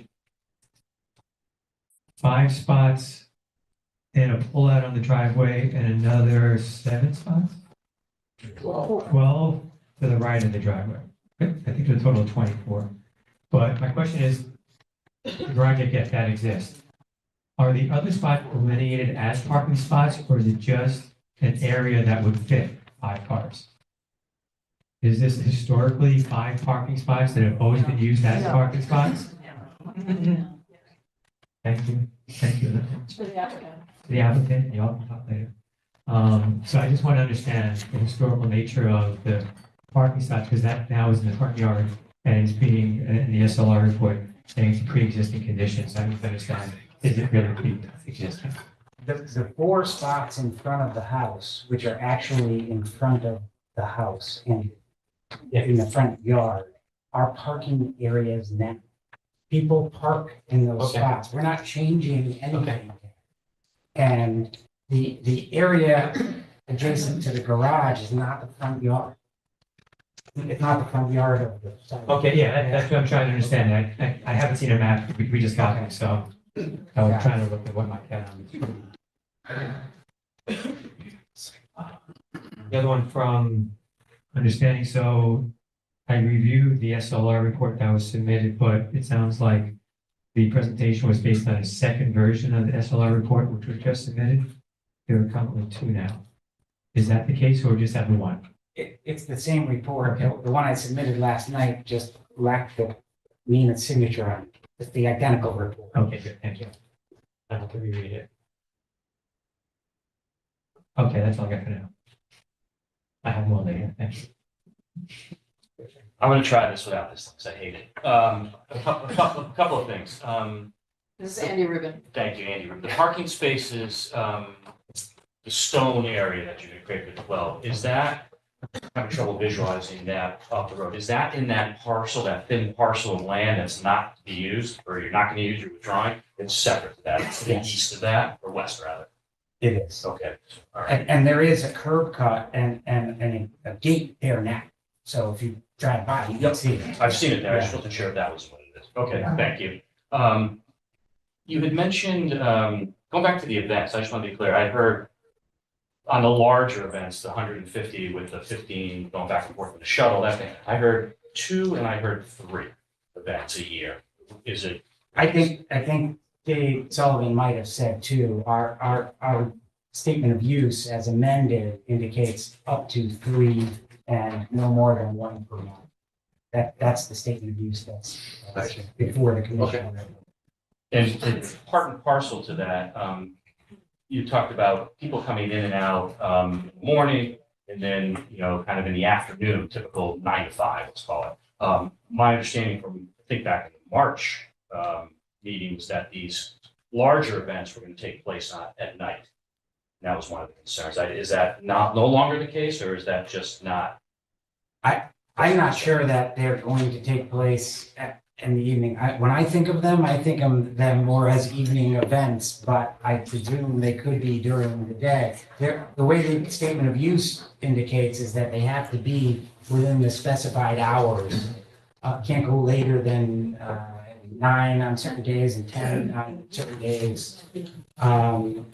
But I suppose there could be an event during the day on a Saturday or weekend. I don't know that we've limited it, but we consider that, if it made sense to people to talk about timing limitations. No, I just want to understand, because I've heard both over But the Dave course might of the last might year. have had a point on that Yeah, as well. in the traffic study, we took the worst case scenario, assuming that the events started during the morning peak hour and ended during the afternoon peak hour. So that when we're evaluating the impact and the level of service, we have the traffic at the same time the traffic on Oak Meadow Road is heaviest. So we had no information of when it was, but that's just when we. Echoing Rob's point, I think it would be important to show when you put it in a table, something, the delineation of the events, what the operational definition of those events are, and what the anticipated number of people are at those events, and the associated timing of those events. So we could look at it comprehensively and be able to say, what's going on at what periods of time during the day as it affects traffic flow, school buses, et cetera, et cetera. And that is, to me at least, that's unclear. Maybe unclear to some others, so that could be helpful. With that in mind, again, sorry for all the questions, but the traffic study that was completed, when was that completed? Specifically? I received the final report yesterday. No, but when was the time for? You said you measured it for a week, David, correct? Yeah. When was that done, please? Was it done during the school year? Yes, Okay, so it does take into account the buses that are going through there. it was May 17th to May 20th. Okay, that's your thing. Yep, okay, thank you. And then, fine. I heard mentioned a few times, sustainability measures, and other improvements. What specifically, what are you thinking of for energy conservation, sustainability, and what are we talking about here? I'll let Michelle answer that, but it is one of the conditions that Nina suggested that we provide you with more detail on that. And sustainability is one of the 3 prongs of the mission statement of the foundation. So I can let Michelle talk about that further if you care to. Happy to, so we want to consider everything with relation to the water area. We want to make sure we are being respectful for all of the water management on the site. So what is green infrastructure or stormwater management measures that we could take to make sure we are protecting all of the flows on the site. And clean energy would be another particular measure that we would look at. So we may look at others, and we are happy to talk more about that, but to give you a sense. Certainly the water management, certainly clean energy. You're talking about PV on the roofs of the buildings. We don't know specifically. I mean, I think we have to look at the historical renovation and whether there are good sites for that. But I think we would look at the most energy efficient types of equipment, mechanical, electrical, but we will look at renewable energy options. Thank you. John, here's a quick question for Attorney McKeon. So Nina mentioned that the existing buildings fall under the category of pre-existing non-conforming use, and improvements to a certain degree are allowed. But it sounds like the improvements to special house are going to be fairly significant. So my question is, where's the legal line where those improvements are not allowed? And why doesn't the applicant's proposal cross that line? I believe that the improvements to the house may very well be significant, but they are interior. Okay. And the functionality of the buildings themselves. In terms of additional structures, I don't believe there is any. It's the interior functionality of the space and the preservation and restoration of structures that are all significantly compromised right now. So I think you're getting at, are we expanding a non-conforming structure? And I don't see that as happening at all. In fact, some of the structure ancillary to the historic barn may in fact go away. So it might be reducing structure on site or repurposing it, changing its configuration to be more functional. So I don't see any expansion of the structures. Okay. Yes, of course. I have one question on the appraisal. Sure. So the assumption was that the foundation is the equivalent of a educational organization. And I think within the site and the proposal, it's more of corporate headquarters event site. There's very little traditional education occurring. So I'm not sure how, I'm struggling with the comparison of the property values around small schools compared to a site like this, which is not a small school. So while the report was done well, it's not working for me. So, the best comparison that I can have, that you can have, is for me to isolate sites that are in Madison. First, one of which is on the subject street. Doesn't get any better than that. So, associated with those that happen to be educational, part of the mission of this foundation is educational. The kind of, explain it, the byproduct of having a school there, you have different things. You have facilities, you have classrooms, you have athletic facilities, you have a gym, a baseball field, a football field, so on and so forth. That translates into usage, traffic, light, so on and so forth. So this is the best that I think probably anyone can do in terms of trying to mirror what will be happening down the road at number 6 Opening Hill Road. But the idea was to try to mimic that as best I could. And I think, as opposed to me going to Teaneck, New Jersey and saying, hey, someone put a foundation over in Teaneck and it's in the middle of a residential neighborhood. And you would say, what does Teaneck have to do with Madison? I understand. But you can see from the data, which is unaltered, it's just pure data, that in and around the schools, meaning the country school and the grove school, there's no material difference in value. I can also add. Bob, can I follow up on your question, Bob? Oh.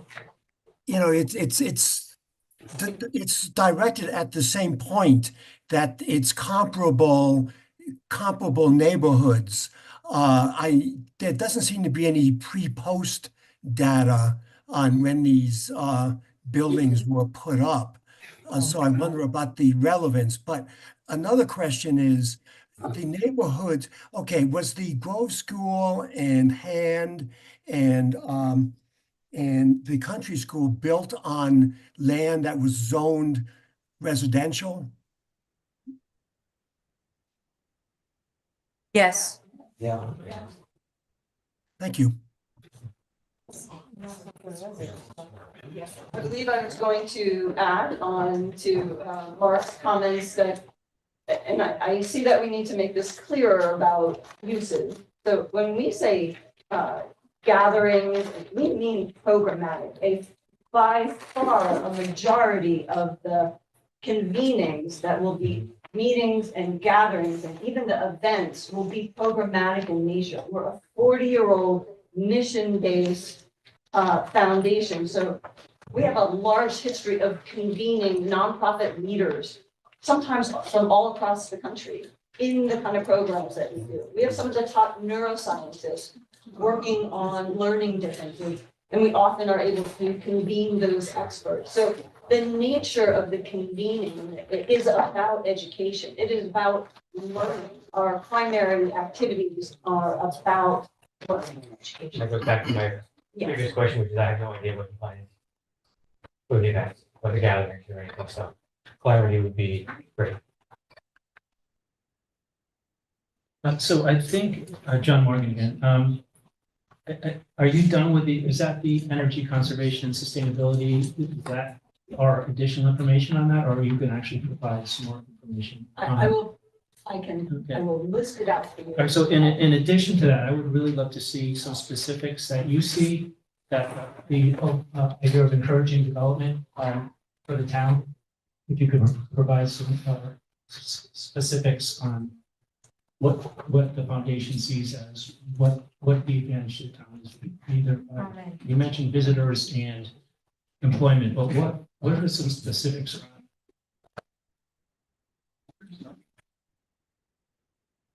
Benefit for the town. Correct. Are you asking me to answer that question No, now? no. Again, this was to give you some idea of the additional information, like you say. Understood. I think we're at a good stopping point, actually. How about we take a break for 5 minutes or so? 5 minutes, and then come back, and then we'll hand over. Well, I just informational that we published, so that we can.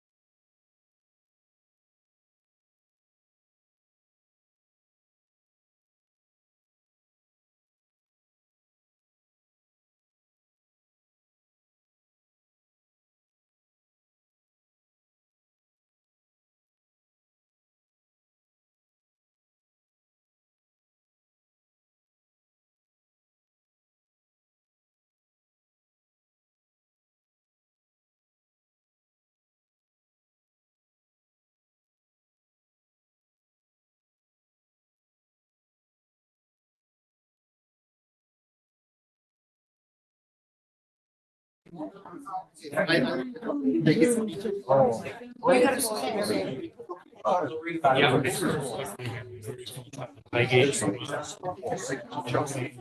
give me a thumbs up.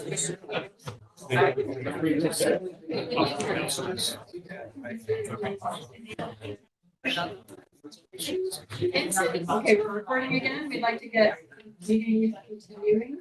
And I want to, first of all, say thanks to all of you for your patience. I know we've had a lot of questions and you've been a good, quiet audience, so thank you for that. I think we're going to have Aaron start with the sign-up sheet and we'll go in the order of how people signed up. Does that make sense, Aaron? And we'll be bouncing back and forth between us. Yeah, question after So question. just in terms of the process. Yeah. You mentioned there would be questions, so the public doesn't get to ask questions, we can read statements. Oh, you can, I'm sorry, you can ask questions or make statements. Okay. Can we do it? Sometimes we separate it between pro and con, but we're not doing that tonight. You're not. Okay. Yes, What you said. the answer is you can ask a question and make your statements in your same opportunity to be heard. If one person makes a statement and you all agree with that person, it would save time, I think, not to hear the same thing over and over again. And then I think also we'd like to have everyone have a chance to speak before we cycle back and have the same speaker ask another question or make another comment. So we'll see how far we get tonight, and we're also bouncing from room to room. You can see we have a podium and a microphone set up in the other room, so they can see and hear us, we can see and hear them. What about Zoom? And Zoom as well. We've got a list You of can raise your hand. participants here. So I think, but Erin, should we start with a sign-up sheet and go through that? Yes, I was And just then- coordinating with Maria, sorry. We're coordinating between rooms and also with Zoom, you're right, with other participants. Yes, anyone from Zoom will also have an opportunity. You can use the hand raising feature to do that. And I do have a list, a 2-page list. If there are additional folks who, you decide you want to speak, you're welcome. We'll give an opportunity for that as well. Okay, first, Is there another process question? No, it's not. Okay. and if you are, if it's a little harder to enunciate, you're welcome to use the microphone as well, and we would encourage it. We just ask that you identify yourself for the record, because we do have to take accurate minutes, and so that would be your name and your address. Most of you have those on here, so I'll just begin. First, we have Attorney Bernard Pellegrino. And I would like to pass the microphone. That's hard to explain. I'll be brief. Thank you, Madam Chair. Bernard Pellegrino, attorney with Pellegrino Law Firm in New Haven, 475 Whitney Avenue. I spoke last time. The only thing I wanted to get into the record before any of the neighbors speak is we and you received these 3 reports. And I think 4 o'clock yesterday, we received the brand new site plan at about 5 o'clock today. And obviously the receipt of all of that information within 24 hours of this meeting has not given us and you, I believe, enough opportunity to understand that. So our request is whenever this ends tonight, and you may be done before 10, that this hearing must remain open so that we can adequately, knowledgeably respond, and you can understand what has just been submitted. Thank you. Next, I have Bruce Lockhart of 24 Indigo Trail.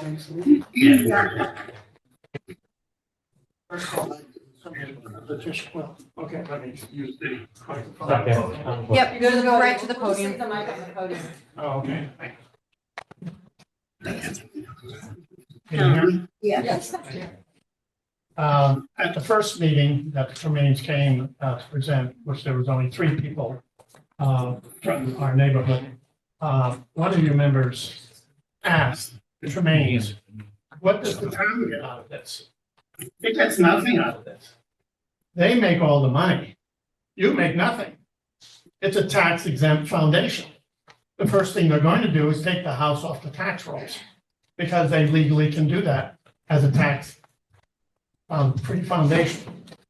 So here are the reasons you need to vote this down. You do not represent the Tremaine Tax-Free Foundation. You represent citizens of Madison. Protect them in their way of distinct law that we all abide by. Not exception to those laws by money and power. Point. If you approve this, how can you legally then not approve any other tax-free foundation from buying a home in other existing zoned neighborhoods and doing the same thing? You will never be able to defend it in the courts as they sue you for discrimination.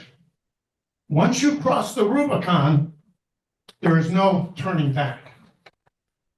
Once you set a new bar of what is allowed in Madison, every tax-free foundation will be buying up property and taking homes and businesses off your tax rolls.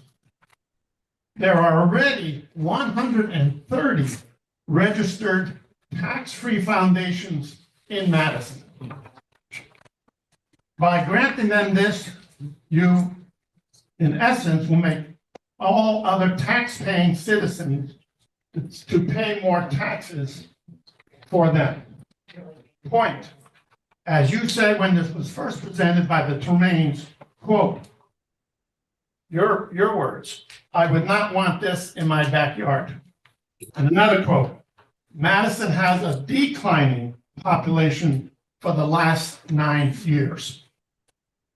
Yes, this is in our backyard and in your own backyards all over town. Not people from out of town who have no intention to live here, but their only intention is to make money for their decreasing trust fund. Point. We need more families to buy homes and put their children in our schools and spend money in our town. Our new schools need children, not people going to invitation-only parties to raise money for the Tremaines, who they then get back into shuttle buses and go to the parking lots on 95 and head home. Tell me, from your own experience, when you go to a function all dressed up, do you go shopping first in that town, or after the function, do you go shopping?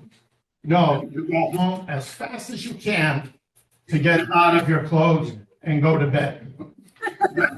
Closes up between 8 and 9 on weekends. This is why we love this town. Here you'll have 245 people representing this petition, over 140 houses that surround this location.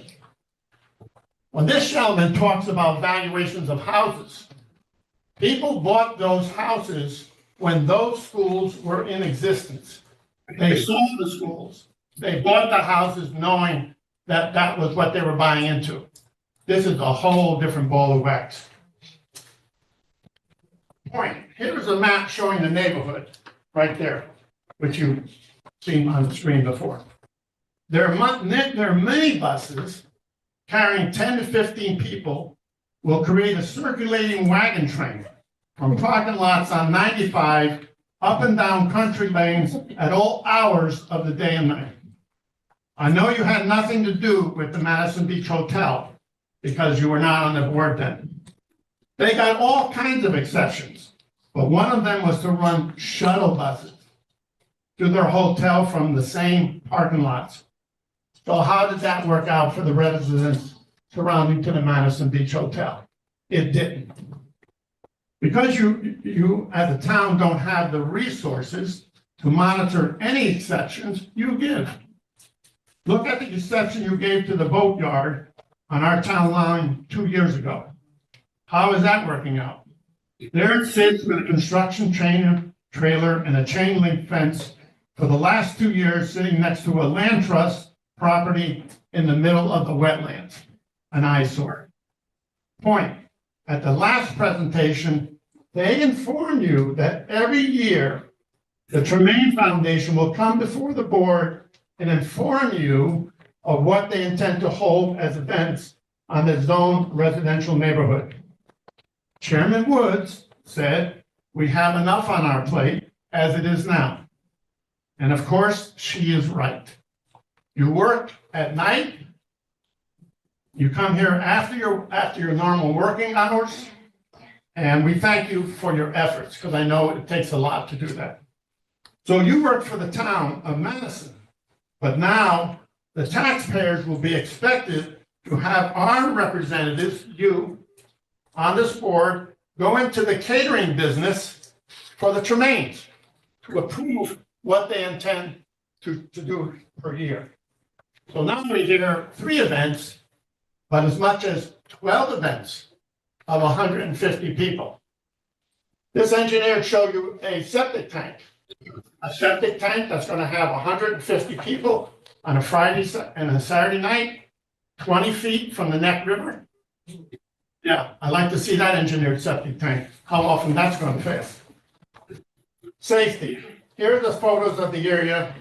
The first one is an attempt of your tax-paying citizens to walk her dog over that bridge. As you can see, she approaches the bridge, she's getting closer to the bridge, and then here comes the car, and she has to jump into the woods to avoid getting run over by the car and getting her dog run over. Here's the lineup of trucks that sometimes have to form on that bridge because they can't get over that bridge. This is the accident that happened on the bridge. This is the garbage that ended up in the Neck River that remained there for a month until we advertised it, and then finally someone came over to get it out of there.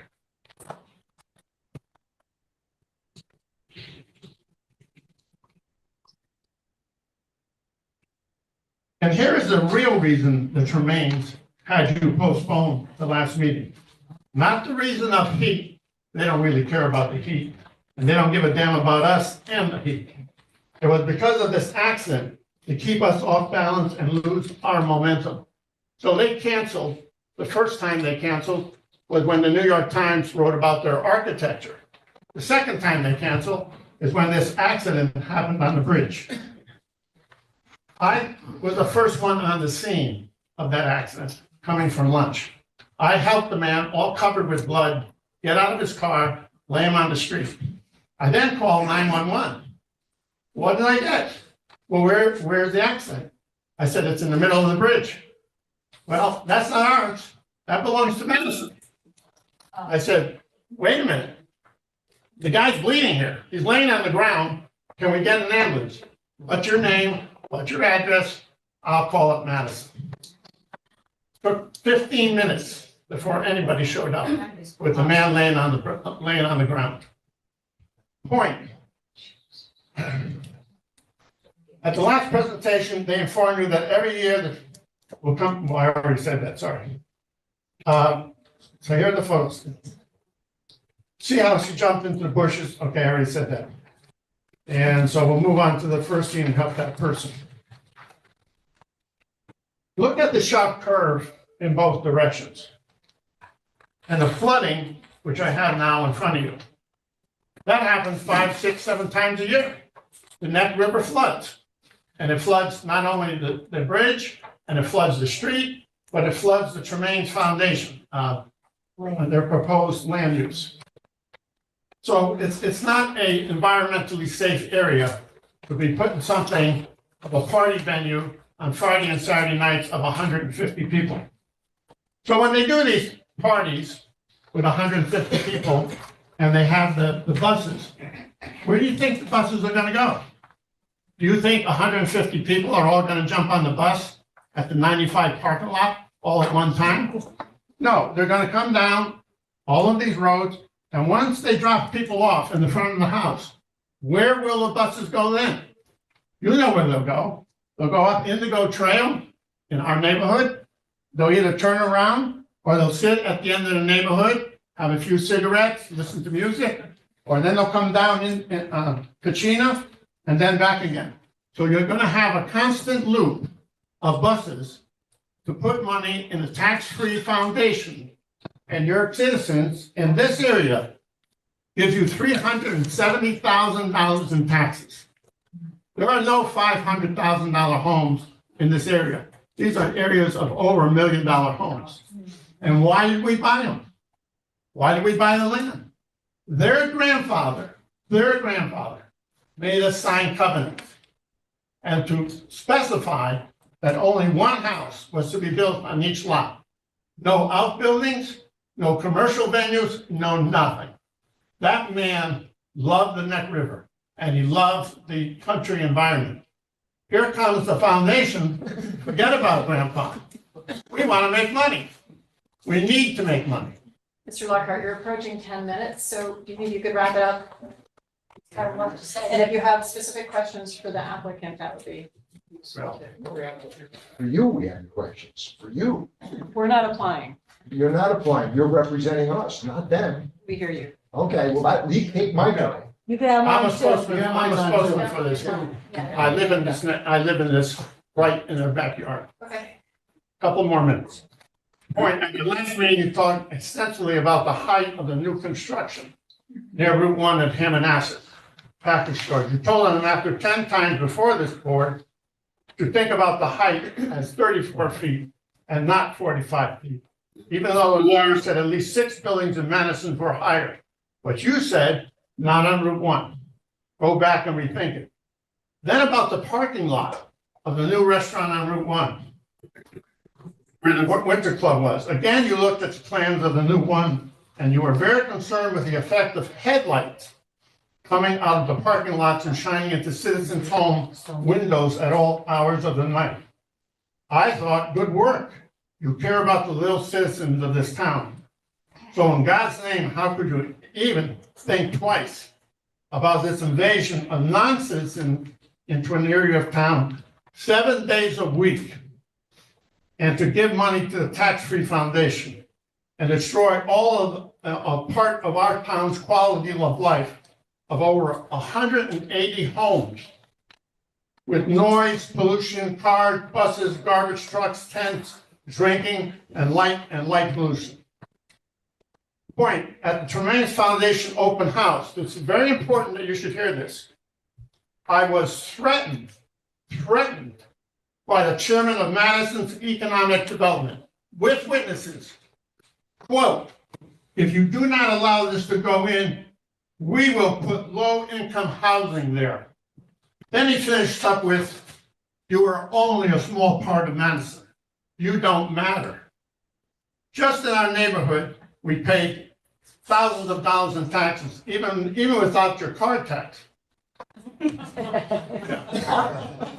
This is within 800 feet of this home. Then their lawyer said, which I took as a threat to your board in this last meeting, be careful. You can get a sawmill or a farm or a winery here. Is the Tremaine Foundation going to be milking cows and selling milk, or cutting down trees and selling lumber, with the Neck River being polluted by cow manure or sawdust? I spoke to your first select woman at a meeting, and she said she would talk to him. Talk to him? He should be fired. Why talk to him? He threatened us. He should be fired. But wait, get this. He's also the chair of the Shoreline Arts Commission, which in the last few years received donations of $20,000 per year from the Tremaine Foundation. Oh, how convenient. The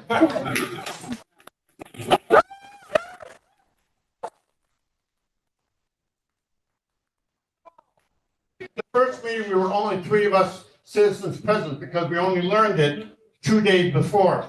After the Tremaines were working the town over for months. You said you were invited, you said, your board, you were invited to luncheon at the Madison Beach Hotel, but refused to attend because it would be unethical. Yes, it would be unethical. Good for you. You did the right thing. I don't think any of us were invited. Well, we'll go look at the tape, because it's on the tape.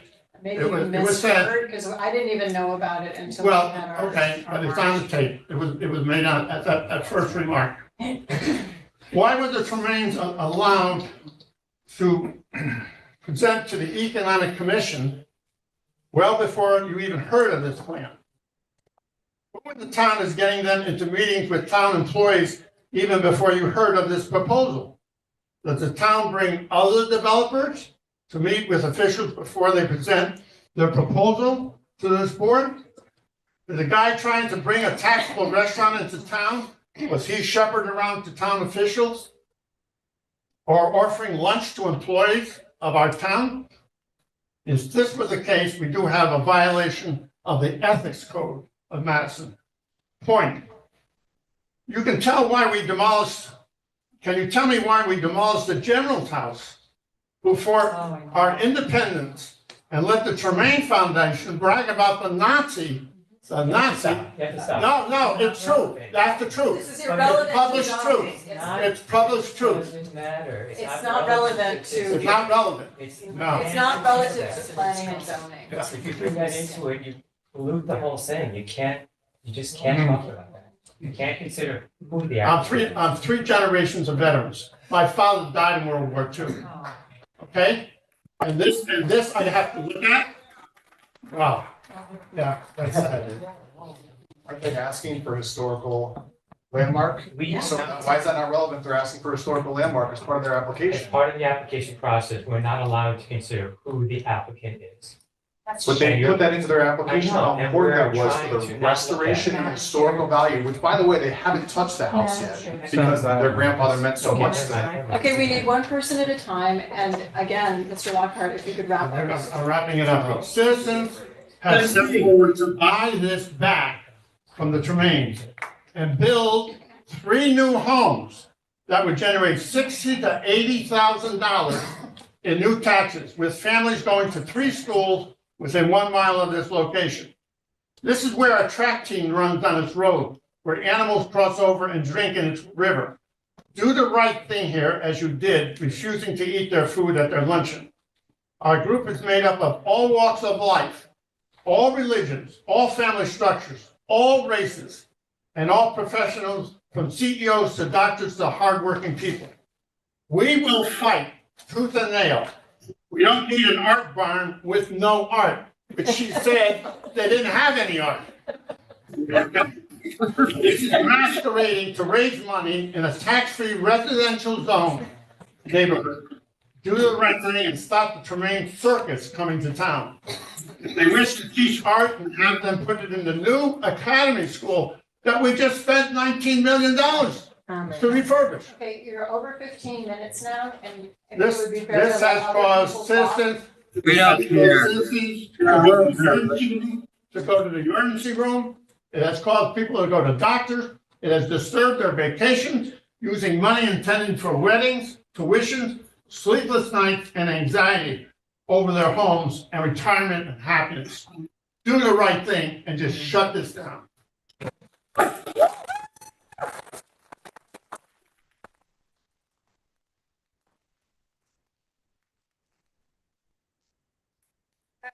Name on the list. Rich Levin from 48 Indigo Trail. Try not to repeat what already has been Okay, said. tough act to follow. Hi, everybody. I'm Rich Levin, 48 Indigo Trail.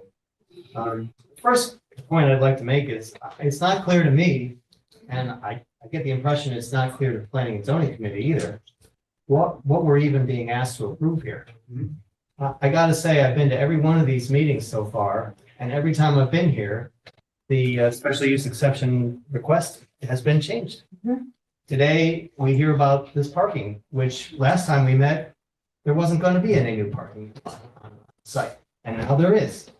We've heard about cafes, we've heard about museum stores. That has changed constantly. So I guess until we have an application that's fairly consistent and stays the same, I can't see how you can approve anything.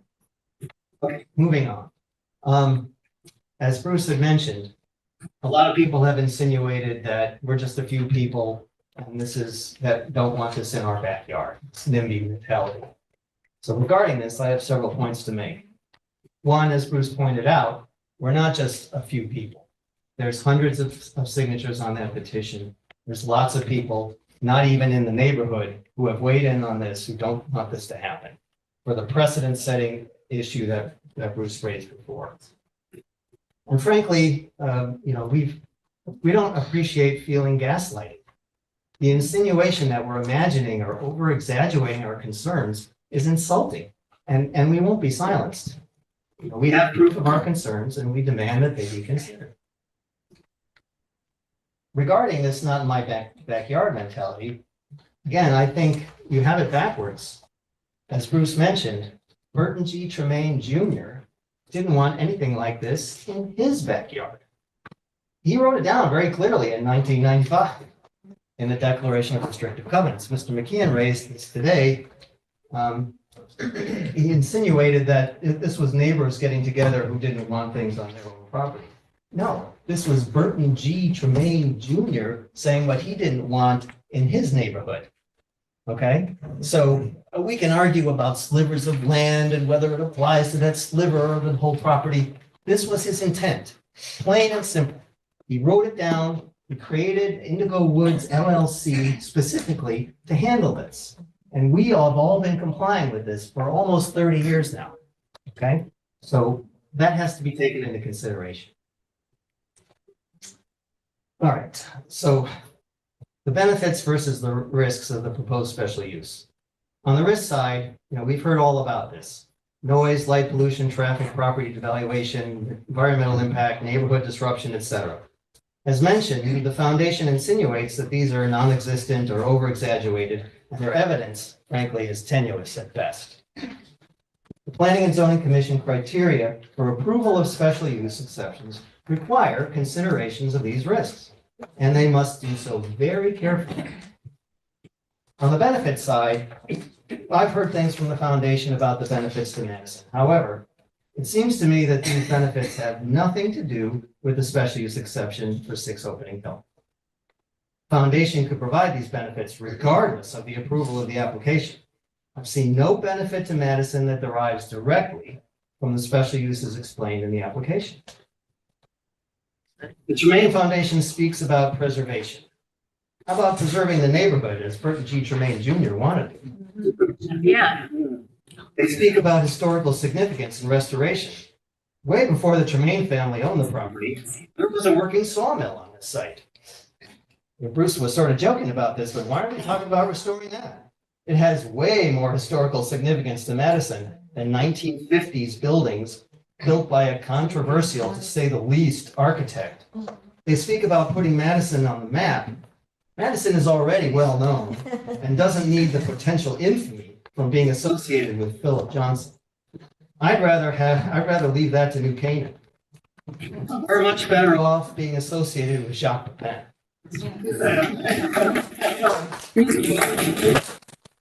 We have severe risks with no direct benefit.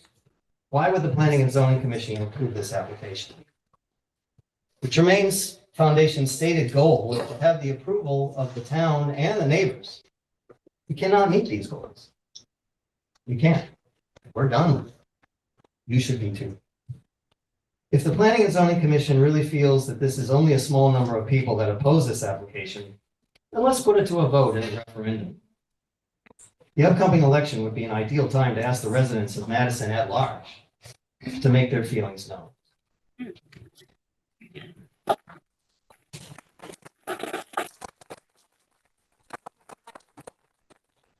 Roberta Lockhart, 24 Indigo Trail.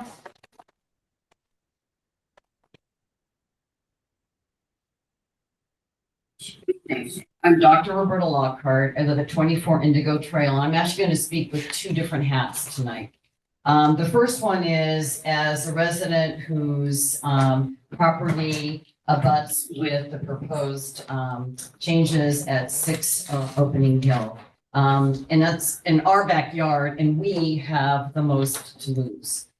We've lived at this address for about 21 years, and we looked for 5 years to find a property that checked every box on our want list. And we picked a town that we thought was welcoming, that fit our ideas about community, where the townspeople meant something. We come from humble beginnings, my husband and I. He was impoverished growing up, and I had a blue collar family that I grew up in. And so this property is a culmination of years of hard work that we put into it. And so we were very content when we found the property on Indigo Trail.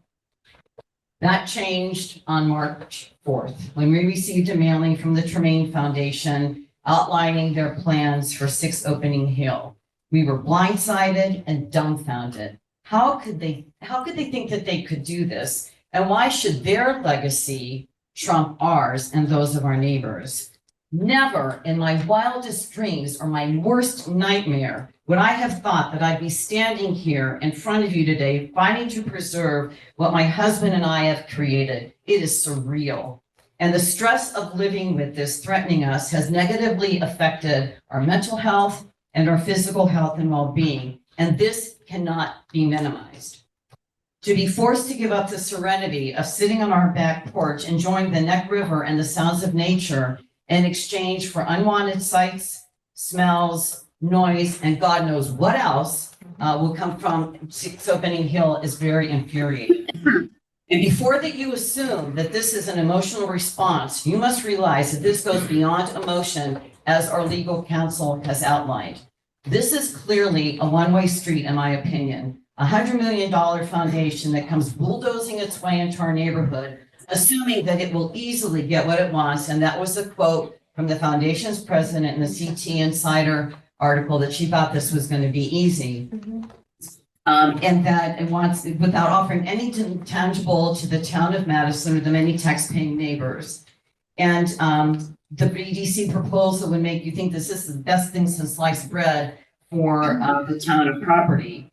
And the list of their reasons in their letter to me is, their letter of support is, ludicrous, because you're talking about an emotional tie to the property. A foundation doesn't have emotions. People do, and that's proven by the over 300 signatures representing over 174 homes in the petitions that my husband proposed. These people have declared their opposition to the special exception use loudly and clearly, and we deserve to be heard and not minimized. And we've been felt disrespected and disregarded through this whole process from the very beginning, and we're not going to stand for it.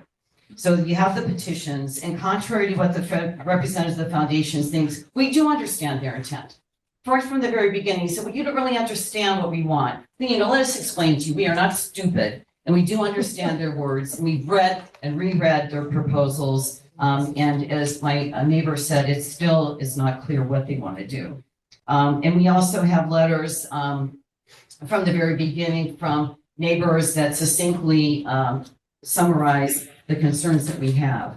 I've read and reread their proposals, and I found discrepancies, lack of transparency, contradictions, and convenient omissions. I've read the minutes of meetings and endorsement letters. I've spoken to Foundation President virtually and in person, and I have learned much about zoning laws and regulations, more than I think any of us have ever wanted to learn. And all this combined with the discussions with our legal team and from knowledgeable, intelligent neighbors, I've concluded that the Tremaine proposal is flawed in so many ways, and I feel that it would be irresponsible to even consider their request and to go forward with this. So that's the hat that I wear as the neighbor. Now I'd like to put my physician hat on and kind of recap a few things that we have some frustrations with. So back on June 4th, we had, we meaning the physicians that live in our neighborhood, had composed a letter requesting that the meeting not be held in this facility because of lack of air conditioning. And that letter was signed by the physicians in our neighborhood. It was hand-delivered by my husband to planning and zoning, to the select woman, and to the town planner. And it was also emailed to them. And we got crickets. Nothing after that, no response to that. And then lo and behold, a letter came postponing the June meeting because of air conditioning. And I just want to quickly read, we are the group of local physicians that live in Madison and attended the previous planning and zoning meeting on May 16th. It's come to our attention that the air conditioning at the town hall may not be fixed in time for the upcoming June planning and zoning meeting. The May 16th meeting lasted more than 4 hours and the AC wasn't working, causing the crowded room to reach almost sauna-like conditions. The main room was at capacity, as was the overflow, and we were told that additional people had to be turned away. The room was extremely dangerous heat levels, especially for the more vulnerable residents that attended the meeting. They included elderly, pregnant women, children, and other with various medical conditions, all of whom were in attendance and deserved to be there in person. We had significant concerns about the heat level. We are deeply concerned for the next meeting where the temperature in June is likely to be even higher. We strongly oppose leaving the next meeting in the town hall, and we had it all signed. And like I said, we got nothing. So we've gone beyond that. So I have a petition here signed by a number of physicians, and I'd like to read the cover letter, and then I'll present the signed petitions, and then I'll be finished. Dear members of the Madison Planning and Zoning Commission, we are writing this letter as strongly concerned healthcare professionals who live and treat patients on the shoreline. As you know, Opening Hill Road is an extremely narrow and already congested road. Many residents walk their children in strollers and dogs on this road. Additionally, local children ride bikes along the road, and the Daniel Hand cross country team runs along this road. The road is on a local school bus route, and some of us have unfortunately treated pedestrian and cyclists full body traumas at the Goose Lane Emergency Department from accidents that have occurred on Opening Hill Road in this location. With the proposed increase in operations by the Tremaine Foundation, this takes an already dangerous situation and almost guarantees a terrible and, most importantly, preventable tragedy. We urge you to consider the safety of your citizens and children in the area and make the right decision of denying the Tremaine Foundation a special exemption request. Sincerely, Shoreline Healthcare Professionals. And there were, there were 42 physicians, 5 advanced practice nurse practitioners, 4 registered nurses, and 2 healthcare-related people. And like I said, I'll give you the original copy of that. So in conclusion, going both paths, both as a neighbor that's abutting that property and as a physician that lives in that neighborhood and has colleagues that are familiar with that neighborhood, I strongly encourage this commission to deny this special exception. And there really isn't, there's no negotiating it, in my opinion. Thank you very much for your time.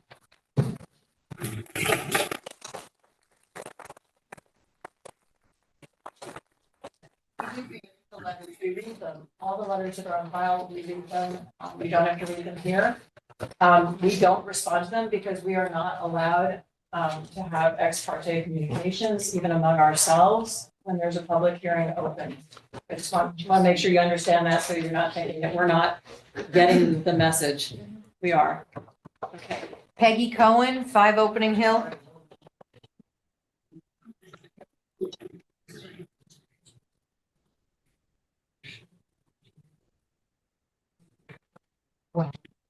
I stand proudly with my neighbors and with the people that stood before me. Thank you. Madam Chairwoman, Commissioners, well, just to set the record straight, my proper name is Margaret Cohen. My husband, Larry Lawrence Cohen, and I own and reside in 5 Opening Hill Road.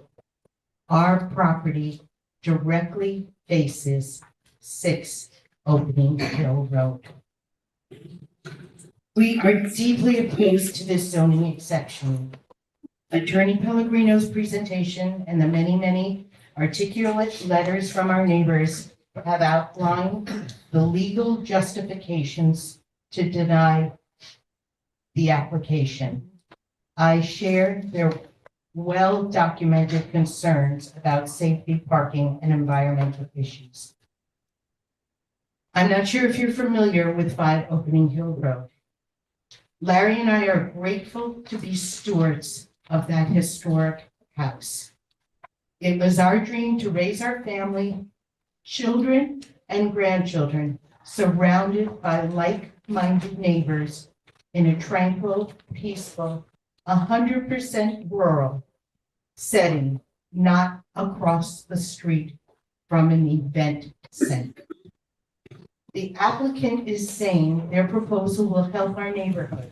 But actions tell a different story. For 2 years, there has been little effort on their part to restore the estate they claim to have a cherished connection with. To look across the street and watch the decomposition is heartbreaking. Our historic property contains a beautiful pond known as Woods Pond. You saw it on the maps earlier. A waterfall and a mill house. It was a working sawmill that we restored. Coming north on Opening Hill Road, it is a postcard moment. Yes, it is. The scenic view as you come over a narrow bridge on a winding road is enticing. For obvious reasons, as a concerned mom and grandmother, we have had to post no trespassing signs. Sadly, these signs are often ignored. This was blatantly demonstrated by Mr. Woods, chairman of the EDC, on Sunday, April 14th, the afternoon of their open house. Mr. Woods' trespassing was witnessed by my husband Larry and an on-duty police officer. We have serious concerns about the likelihood of the applicant's guests coming on our property, blocking the road, the driveways, and preventing access to our beloved home. In effort to protect the neighborhood and our investment, an offer of purchase has been extended to the applicants. This offer has still not been responded to. And as Bruce mentioned, we just wanted the board to know they have options. In conclusion, please, we need your support to maintain our neighborhood. We are tax-paying citizens. We are the families that support the Madison community. Please preserve our public health, our safety, our welfare, and property values. Thank you for considering my very personal and emotional plea.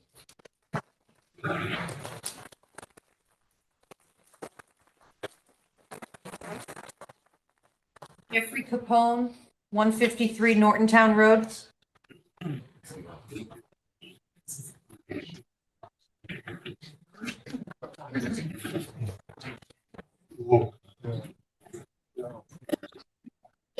I'm 67 years old and I've become an activist.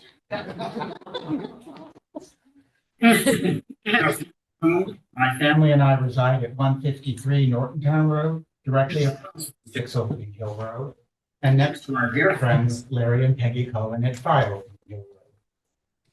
I've written to this board on numerous occasions. I'm going on the assumption you've actually read my letters. However, I do take exception to a number of the concerns that have been raised in the applicant's application. Putting Madison on the map. The applicant to suggest their development of 6 Opening Hill Road will put Madison on the map is both condescending and insulting. Madison is on the map, and it's on the map for the lifestyles we're trying to maintain by getting this application denied. Actual art. For the applicant to suggest there is a pent-up demand to visit 6 Opening Hill Road to commune with a building that housed art some 40 years ago is absolutely delusional, if not absurd. It's been my experience over 67 years. When people wish to view art, they go to a museum. You'll find actual art there.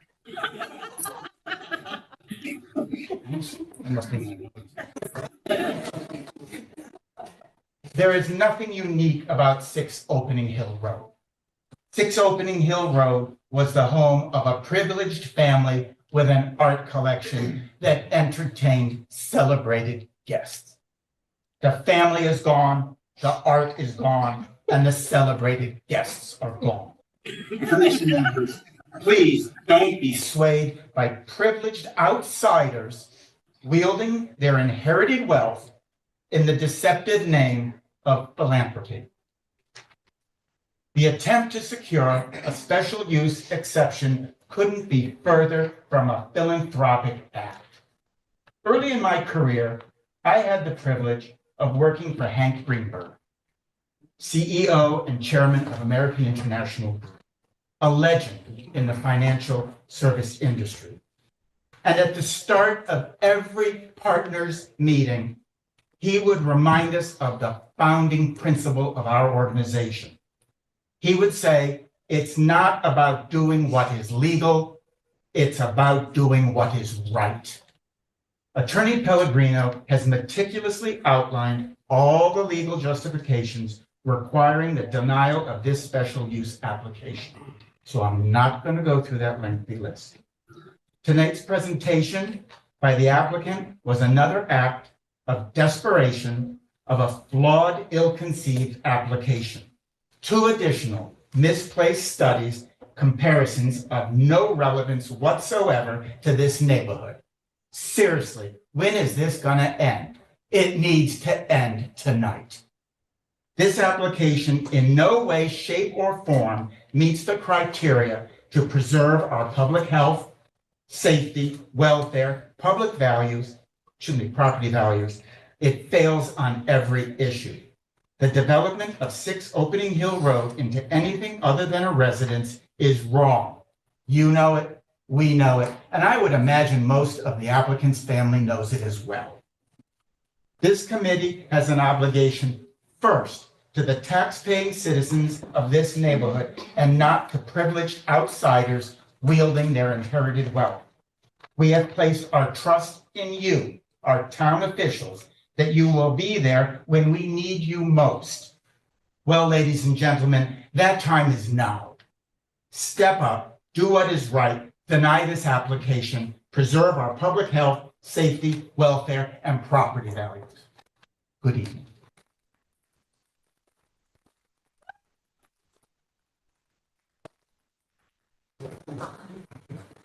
Anna Fragla?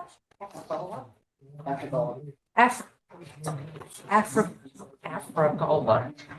Oh, it's phonetic. There's no O. Oh, sorry, I apologize. We say your name again.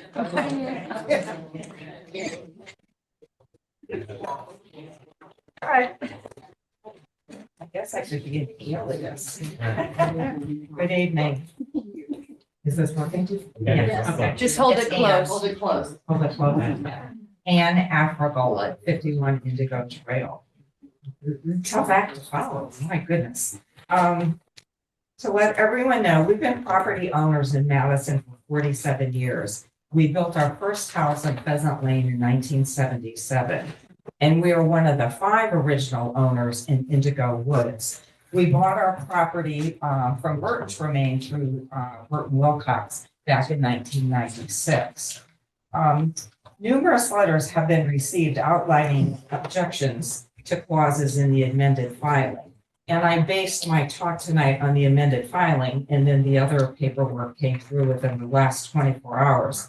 So I'll try and update a little bit as I go along. My objections basically include very specific demographic and geographic information not previously discussed or documented. In the amended filing under section 3, number 2, no street parking shall be permitted. That was talked a little bit, tonight in some regard, but this statement has crucial safety implications specifically for Indigo Trail.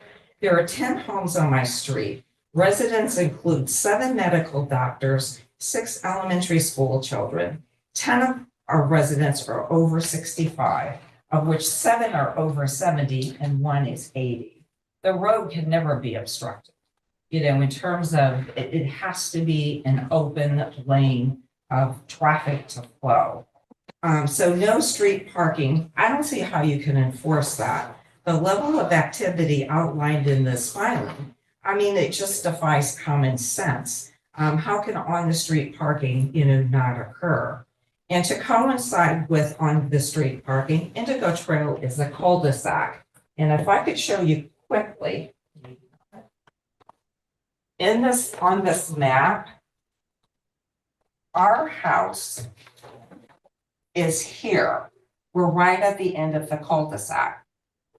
Okay, so when you come in, there's no outlet.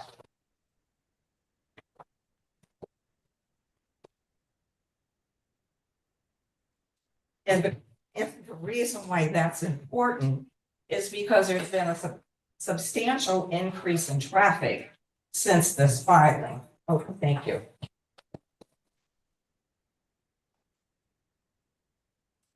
And of course, they're turning around in front of my house. I mean, I can see it. There, there's only one way in and one way out. Even though there are little signs up on the street that says no outlet, if you're just looking to be a curiosity seeker, I mean, you're really not paying attention. But about 2 weeks ago, what happened, a cul-de-sac, 2 of my neighbors had their landscapers there. And I happened to be out with the dog. Here come these 2 great big SUVs, they happen both to be white. And so when they come down to the cul-de-sac, they got stuck. There's no place for them to go as far as turning around. These roads were built 30 years ago. They don't have the width, for the cars that we have today. And then the other interesting thing that happened in terms of controlling traffic, had the dog out again one night, maybe 10 days ago. We're at the end of the corner, we're Opening Hill and Indigo Trail. So 6 Opening Hill is right there at the house. So here comes another SUV, only this time it pulls into their driveway and it's 7:30 at night. So the curiosity seekers, I don't see how you can possibly control that. And this has nothing to do with attendance and activities at the house.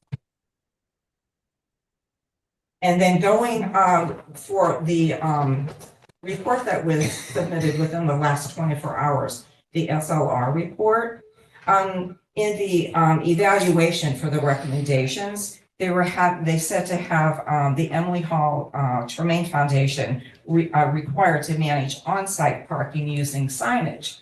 Okay, and then as the report goes on, how much signage can there be in this small little area? And then it also said to have planning and zoning install permanent signage. Well, who's paying for that? The taxpayers? And then it went on to say in the one part, which I love this word, they were suggesting police, robust parking enforcement. How's that gonna happen? I mean, are we calling them every day? And then the next recommendation that they made was require police at special events. Once again, who's paying for this? Okay, going on to section 4 in the amended filing under events, which means indoor and outdoor experiences, receptions, open houses, presentations, lectures, classes, and exhibits, all of which are or may be open to the public by advance registration up to 25. And then here we go again. How are we controlling all of this traffic? They'll miss the bus. They're going to miss the bus, and then what? Will want to go to the event. And this is 7 days a week. We're not talking about that. You're talking about the hours previously, but this filing states 7 days a week. And then my other question was, when you have guests on site and they have breaks or at lunchtime, are they going to be taking walks in the neighborhood? I mean, are they going to, the little 5 acres, it's not that big. So are they going to decide, gee, let me see what's over here? I mean, our neighborhood safety is just not tenable, under these circumstances. And then it went on to say in the same section, referring to the events up to 150, and it's by invitation only. Are guest lists going to be made public? Who are these people coming into our neighborhood? The wording is extremely vague. Is it a fundraising event? It said possibly 2 out of the 3 might be. Well, what's the 3rd event? Is it going to be a family event for the Tremaines? Is it going to be a wedding? Is it going to be a graduation? They own the property. And then going on from there, section 5, on-site residences. We talked about that for a little bit because then now they're changing the numbers for that. But with the neighborhood demographics, they're only talking about doing professional vetting. How is that acceptable? Once again, not knowing who these people are coming into our neighborhood. Our home was robbed. I don't know about other people in our neighborhood, but back in May, was Memorial Day of 2011. Now you're going, okay, fine, that was 13 years ago, but still being susceptible to an influx of people that we have no idea who they are, I'm very concerned about that. I have a right to know, I think, who the transient house guests are going to be. Okay, and in regard to house guests, are they going to be allowed to bring their pets? Are we going to now have people walking their dogs? We don't have sidewalks. So if you're going to be walking your dogs, and we have strangers walking their dogs, you're going to be walking your dog on our property. So that hasn't been discussed. And then the same thing, will the house guests then once again decide, let's go for a walk in the neighborhood? Bruce mentioned just briefly in terms of the number of nonprofits. I went today on GuideStar Inc. and found that there are 61 nonprofits registered in Madison. Not all of them are bricks and mortar. If this application is accepted, what legal premise is there to deny other nonprofits to buy homes and set up shops? If someone's gonna say, I had a tie to Madison, maybe my great uncle lived here. If they're a collector, maybe he collected comic books. I mean, it's going to be so vague in terms of if you allow a nonprofit in a residential RU1 neighborhood, how do you prevent other nonprofits from not doing the same? I don't understand what legal premise there would be. How are we going to protect our family neighborhoods and also our real estate investment? And then in conclusion, what I'd like to state though also is a special use exception is a contract. There are no clauses for violations in this filing. There are no penalties outlined for the violations, and there's no designated outside and partial third party to oversee and enforce the filings.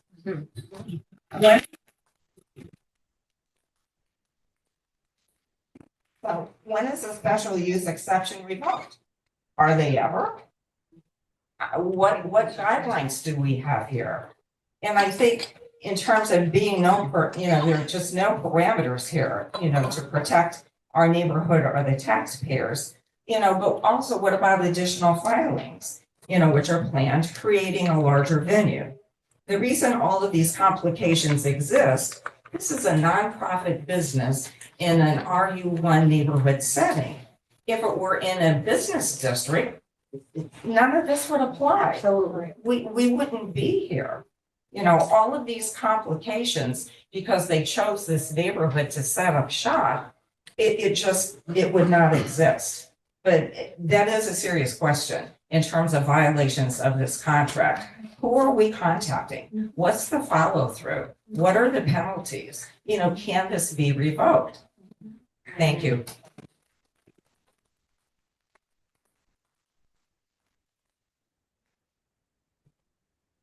Rachel Furman here. She's currently unavailable. She's one of the physicians and she's actually at the hospital right now. So So I she's was not the here. one, right, I was the one who did the petitions on the healthcare workers. Thank you. Kim Weston, 111 Opening Hill.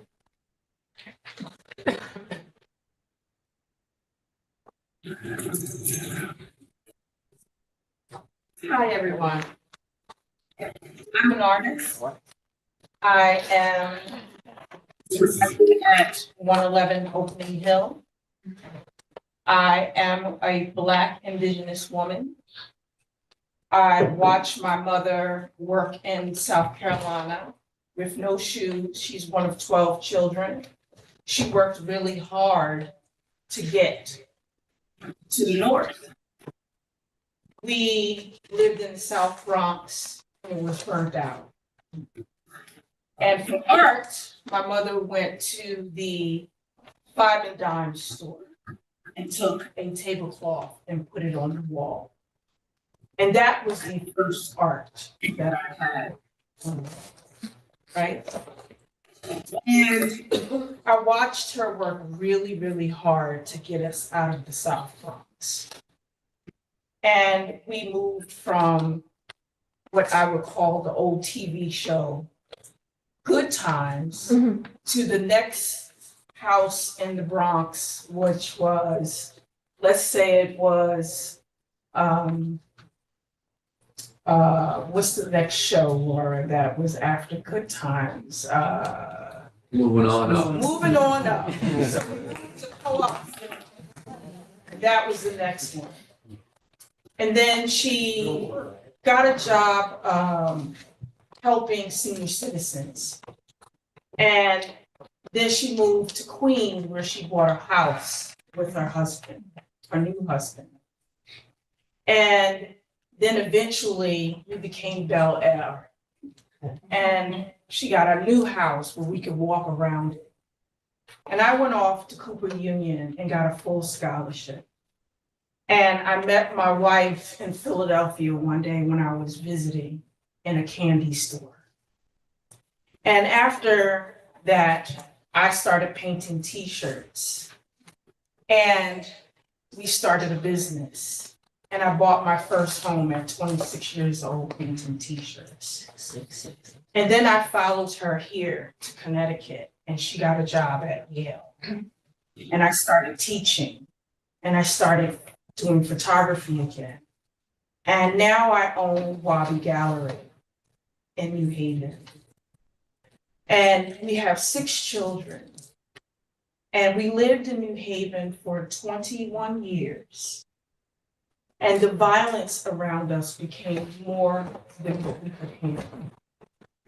We worked so hard to get our tribe out of New Haven. When we found our home, we found our dream home here. We had peace. We purposely didn't buy in a cul-de-sac because we didn't want people around us. We wanted peace. We wanted quiet. We wanted to be around the land because part of our culture is to ground ourselves with the land and have the animals around us. And so we have bears that come up on our property. We have deer. We have fox. We have coyotes, lots of coyotes. We have so many animals that touch our property. And we have that Neck River where we go all the time. We say prayer and have ceremony there. We have an auntie that comes down from Canada, who's Mi'kmaq, who shows us about different species of plants that we can use for healing on this land. And so we don't want that to go away. We don't want the noise. We don't want the traffic. And we have small children that walk that road to get to the bus stop, to the point where people pick them up and they know not to go into cars, but they get in anyway because they're trusting. I don't want to take that away from them because I'm the second generation of hard-working people, second, third, fourth generation of hard-working people. I fought to get to the American dream. And I'm probably the darkest person in here unless you have a tan, because I don't tan very well. Right? But we're only 600 feet from where you're trying to be. The land means so much to us. The safety of our children means so much to us. We've had issues with people trying to take our children from us. That's the biggest fear. That's why we moved out here. Because we wanted safety for our children. We don't lock our doors at night sometimes. Because, not that I want to say that out loud, so people will know. We're locking them down. ADT, click, you know, but that's the kind of feeling of safety that I have when I'm out here. I don't want strangers coming in to my neighborhood like that. And I love the arts. I know what it's like to run art programs. I know you want to have events. I know you want to have special people come out and do residencies. All of that stuff is wonderful. But my community and what I invested to be here means more than anything to me. My mother is looking down at me right now, saying, you go. She's looking at Laura saying, you guys make the best partners, right? Because Laura came from the same beginnings as I did. We've been partners for over 27 years. We've walked this road together. We have 6 children, a Nana at home, and her father at home. And they're divorced. So we don't want to mess up our little happy home with dealing with noise and the traffic. I want to thank my community, my neighbors, and your homes. I want to be like you. You know what? I love the arts. I appreciate what you're trying to do. But this neighborhood is so special. So special. And I worked so hard. We have worked so hard to get here. This is the American dream. And Bruce and everyone in the community, they've really put their heart and soul in. Bruce comes from the same place as I do. He looks different, but he came from the same humble beginnings as I do. And I have so much respect for him. So thank you, Bruce. Thank you, community. I don't want my children to not know what it's like to have this kind of support around them. I think art has a place, but this community doesn't necessarily need it here. I didn't buy this home. We didn't buy this home to have an art center next to it. Not this close.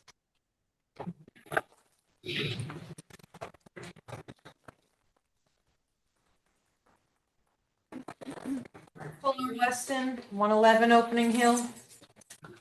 Hi, everybody. I'm not going to take up too much time because my wife did a very, very good job explaining. But I do want to say that I agree with everyone.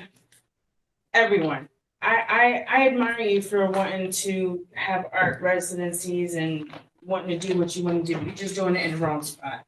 It's just in the wrong spot. Take it to a commercial place.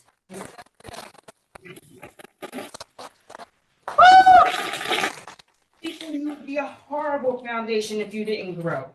You need to come back here and you need to come to the commission and you need to tell them what you're going to do. That's what you said the last time, that you were going to come and tell them that you were going to grow. You were going to tell them what you were going to do for the following year going forward. If you're going to grow, you are not going to grow in that spot because you are limited in space. You're limited in what you can do. And you're also limited by the amount of, you do not have the support of the people around you. So you are fighting an uphill battle, and I'm speaking to you directly. They know how we feel, right? They know how you feel. But my 12-year-old son, who is this big, walks on a road that you're going to be having these buses go up and down, right? And there's no sidewalks, none whatsoever. And that's what I'm worried about. I talked to you personally on the phone, right? We had a one-on-one Zoom together, right? Because I wanted to know whether or not the people that you were going to be having here to have whether they're in residencies or having their experience of a lifetime, in your building, having their artwork experience, if they were going to be vetted, right? Because children don't need to be exposed to things that they don't need to be exposed to, right? My job is to protect them, and I'm a mama bear, right? So I'm going to protect. I need to know. And if there's a problem, you're not going to be there for me to come knock on the door to say, hey, guess what? We have a problem and we need to talk. And you haven't told me yet who your point person is going to be. So that when I come and knock on that door and say, hey, we have a problem, is it gonna be a different person every time? Or are you gonna have somebody there 365 to say, we're gonna handle this problem right here, right now? You know, that's not my only issue. My issue is the parking. My issue is that narrow bridge. My issue is the traffic going up and down. My issue is that you have not even attempted to address the wetlands that are there. And the fact that all of those beautiful animals you are going to disturb. I'm Native American, and that is my number one priority on my land. I honor my land first. We have gardens, we have orchards on my land. That's what I teach my children. That's what we're here to do. We are caretakers of this land. Not one of us here, not one of us in this room owns anything. We are caretakers of this land. And the sooner everybody realizes that, the sooner we will start taking care of our planet better. Okay? So the fact that you haven't even addressed the wetlands and the fact that you're going to have all these people, even if it's 1 time a year, 3 times a year, 12 times a year, however many times a year, with the big events. Okay? Because we can talk about the little events, but the big events are the big problem. The big events that you're going to have all these people and all of that waste and all of that food waste and all of that fried grease waste and all of that other stuff, where's that going to go? Where that Neck River is right there. Those wetlands are right there. You know, do you know how many deer bed down in your backyard? Do you know that there's a bear that lives back there? Because I got pictures of him on my deck. That's a mama bear. That means that there's cubs around. There's a lot of things that you don't know because you don't live there. But we live there. And that's why I would like you to really take consideration. Really think about taking your great idea and moving it someplace else. Yes.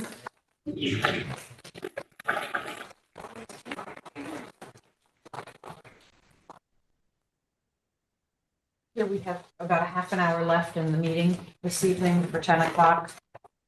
Next on the list is Bernadette Haydot. Oh, no. Lamonti Hackett. From 181 Green Hill Road. Madison.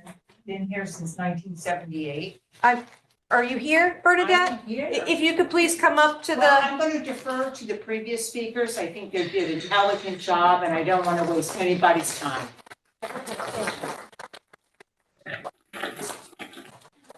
next on the list is John Bodrin from 188 Opening Hill Road.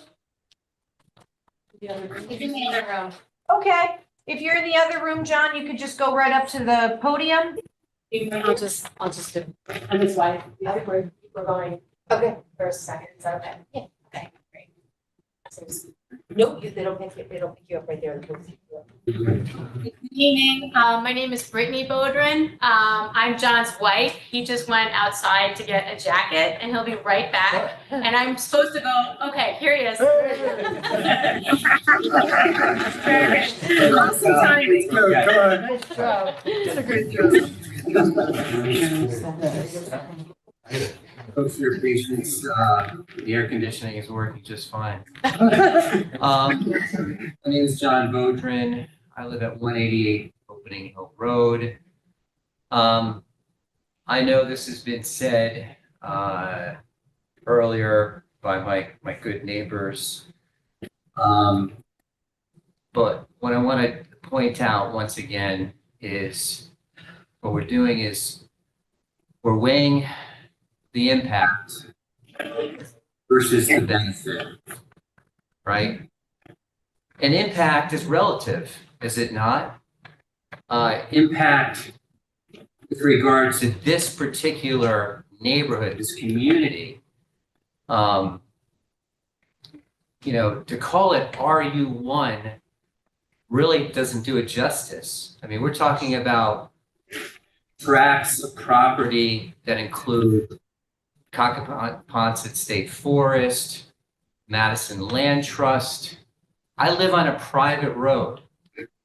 I walk across the street and I can enter the Neck River Trail.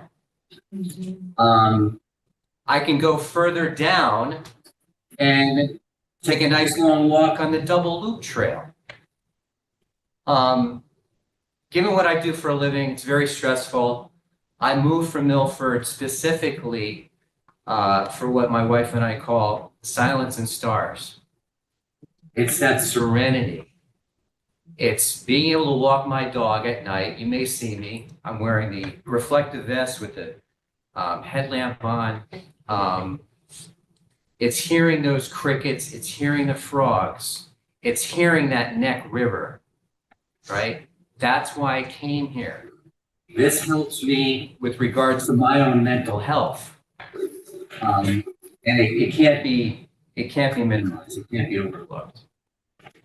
And when we talk about the benefits, when they speak about charity, right? They're a charitable organization. What that is supposed to mean is that they are providing relief to the community of a burden, right? That the community carries, but they need help with. That was the whole, background behind charitable organizations and why they deserve this special tax exemption, right? This nonprofit status, because they are helping alleviate a burden that the community carries. I don't see how the Tremaine Foundation, right? These uppity folk coming in, right? Having their lavish parties, creating all kinds of racket, how that alleviates any burden that we carry as a community. I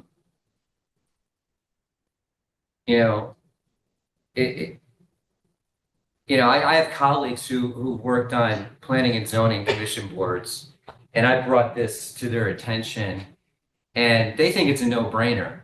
They think this is, John, I can't do that. That sounds like commercial. When you talk about two experienced guests, how is that any different than an Airbnb? It sounds like a commercial enterprise, right? And when you enter that commercial sphere, you're at risk of losing your nonprofit status, right? As soon as you do that, it's a very strict classification. Why? Because your nonprofit status creates more taxes for us that pay the taxes when you don't. So, one last thing, to make a claim of conflict of interest, with all due respect, Madam Chairwoman, given your background, given your education, given your employment, okay? It's replete with architecture, art. You've curated the Walters Art Gallery, Baltimore. I lived in Baltimore. The Yale Art Gallery. And it's not about saying, hey, I assure you there's no conflict of interest. It's the appearance of a conflict of interest. Why? Because we want to provide the public with faith that the system is going to work the way it's supposed to, okay? It's the appearance of, and it's hard not to see that there's a conflict of interest, given this is artistic, philanthropic, educational. That was your wheelhouse. That was your sphere, right? Was it not? For decades. Okay? And I think that really, that needs to be taken a look at. Because I tell you what, if this is granted, what are people gonna say? That the chairwoman was compromised. Thank you very much.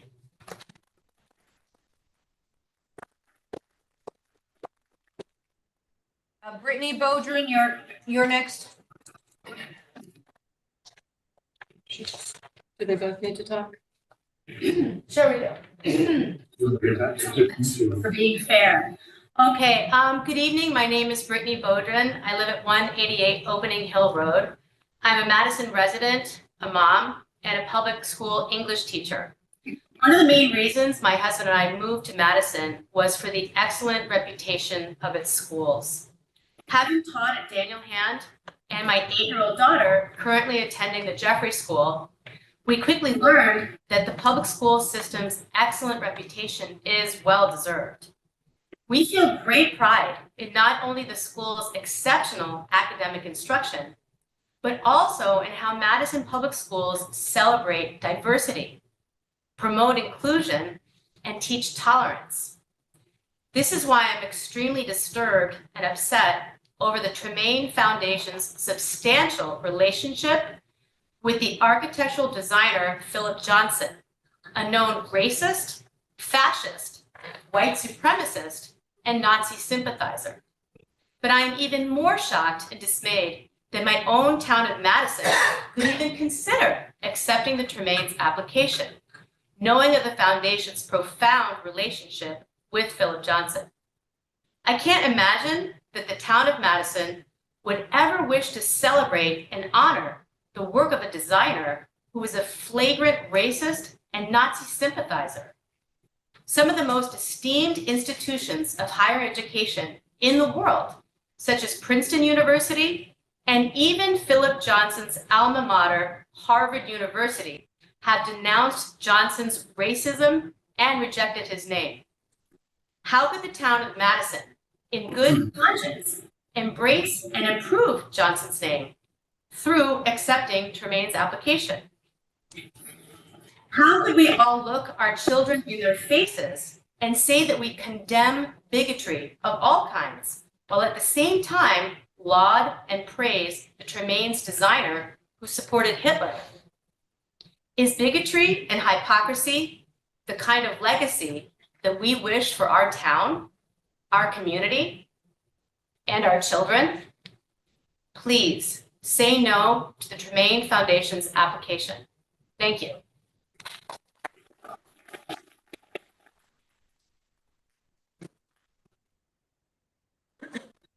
Nancy Sutherland, 25 Beaver Pond Road. Here. I didn't plan to speak at all tonight, but I'm very moved by everything that has been stated by the residents that live nearby and are my friends. I love this area. I live fairly close on Beaver Pond Road. I've been here for 40 years. I'm very much interested in the outdoors. I love this area of conservation. I'm on Neck River at least once a week. For COVID, I walked every one of the 22 land conservation trails, every trail on that. And I specifically love this particular area. So I asked the board to consider things that are very practical, such as that water and the flood zone. And will the flooding cause the water to be contaminated? What kind of protection is being taken to assure that any of the waste that's going to be generated in this concentrated area is, taken into account? I only know anecdotally messages about ledges and how there were some factors that weren't taken into consideration. And I would like to be sure that you have the forethought to really examine some of these more technical issues that would harm the environment. And of course, I agree with everybody said. It's a lovely community, and I'm so very happy to hear all your great comments. That's it. I have Francis family and then Laura Francis. Is there an individual?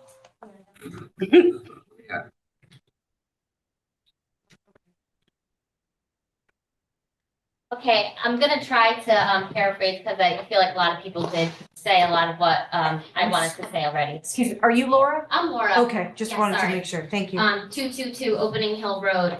We've lived here for 10 years. We have 4 kids. 2 of them are with a babysitter. Second, because we want to be here. It's really important to us. I'm a teacher. I'm very involved in several nonprofits in Madison, such as the PTO co-president, Girl Scout troop leader that just got the accessible beach mat installed at West Wharf. And I'm on the board for Peace, Love, and Accessibility. I know what it means to volunteer, to follow a mission statement for the greater good of the organization and our town. I vote in every election to trust that those elected, appointed, do best for their constituents. I am grateful to all of you on this board for volunteering your time to be here for the greater good of Madison. And I ask you to please listen to your constituents that this application directly negatively affects the residents' quality of life. I am disheartened by the feeling that many of you on this board may be against the residents of Madison, starting with the limited access to this meeting in person. It is my hope that you do not accept this application and stop wasting more of all of our time, similar to our neighbors at the Ledges, who had to take the ruling all the way up to the Connecticut Supreme Court to get their ruling overturned. And please protect the Madison residents, as many of you claim you are, and keep commercially zoned areas commercial. Okay, this is a commercially zoned project, which it really feels like it is, not like the nonprofits I've been a part of with what they're trying to do. Stop with these special exceptions that are wasting a lot of our time and resources. Can you imagine what all of these people, the money, the time that they've spent on this, could have spent better use to making Madison more better in other ways?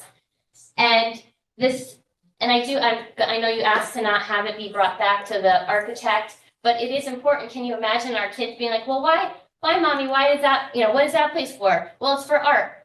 Well, what kind of art do they have? Well, actually, they don't have any art. You can just imagine the questions that come with this, and I totally agree with everything Brittany said. And I do think it's important that we do consider that, because this is a choice that we're all making if we accept this, to allow that to be part of the exception. So that alone should just make this go out the window.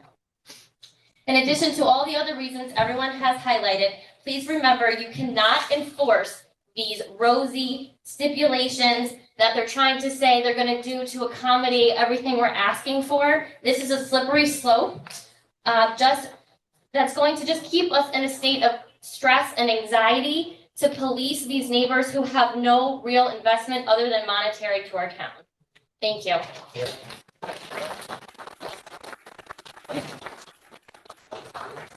Ted McMahon, 33 Winter Hill. Oh, that's Kyle's Oh. stuff. He's the other Francis family.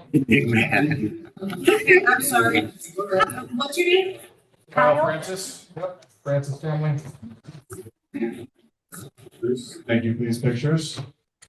Kyle Francis, 222 Opening Hill Road, Madison, Connecticut, right down the hill from the dilapidated 6 Opening Hill that the Tremaine family has not touched since they've owned it. Waiting for a special approval, but has sentimental value, right? Right. Okay, so let's start off. Show of hands. Who wants their kids to go to school, a great school in the area? Everyone raise their hands, even Tremaine family. Who wants their kids to go to a great school? Man. Who wants their kids to go to a dilapidated barn from a disgraced architect with no art in it? Please raise your hands. You could keep the sarcasm down and get to the point of what you're trying to say. Yeah, make a statement about the project and application versus. Okay. We've heard from a I'll get lot to of my, people already. appreciate your comments. I'll get to my background. 20 years in finance, and that financial evaluation that I just heard is the biggest joke anyone in this room has ever heard.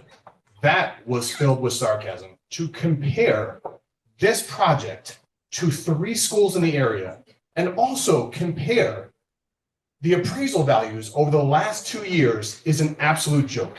Every single person in Madison has had their home value increase over the last 2 years.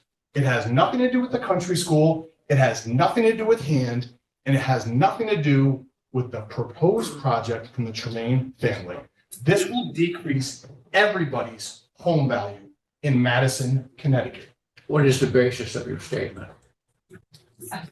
Where do you have the information? Mike, we don't need to. Yeah, we don't need to. I thought you couldn't ask questions. Right.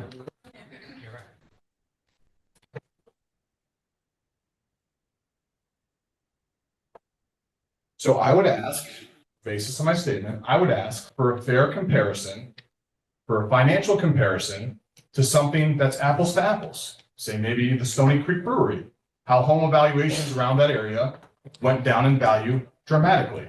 Because the country school was here when everyone moved in, and because everyone loves the country school, and because the country school doesn't have 12 parking spots that are being put in people's neighborhoods that are gonna flash lights in their yards, that decreases home values. So I would ask the board that we have a study done on a real comparison, not three values in an area that are not comparable at all. That's what I would ask. Lastly, I feel like this was downplayed when talked about in the study. And I get it, because the Tremaine family doesn't want to talk about this that much. Two of my kids are here, Billy and Lila, here to support, way past their bedtime. My wife was at this crash as well. This is my best friend of almost 40 years. The police said he would have died that day without a seatbelt. This is what we're talking about. These are our lives. These are the people of this community. He would have died that day. That bridge is not safe. It's not safe for them to say they're going to put in some extra guardrails. That can't be policed.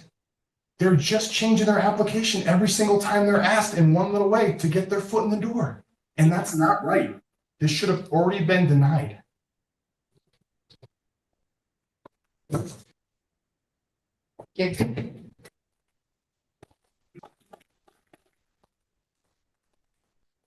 We have 10 minutes left, so, make the most of your time. And I think I'll try to make the most of my time. Save 5 minutes to wrap up then, and take a vote on next steps.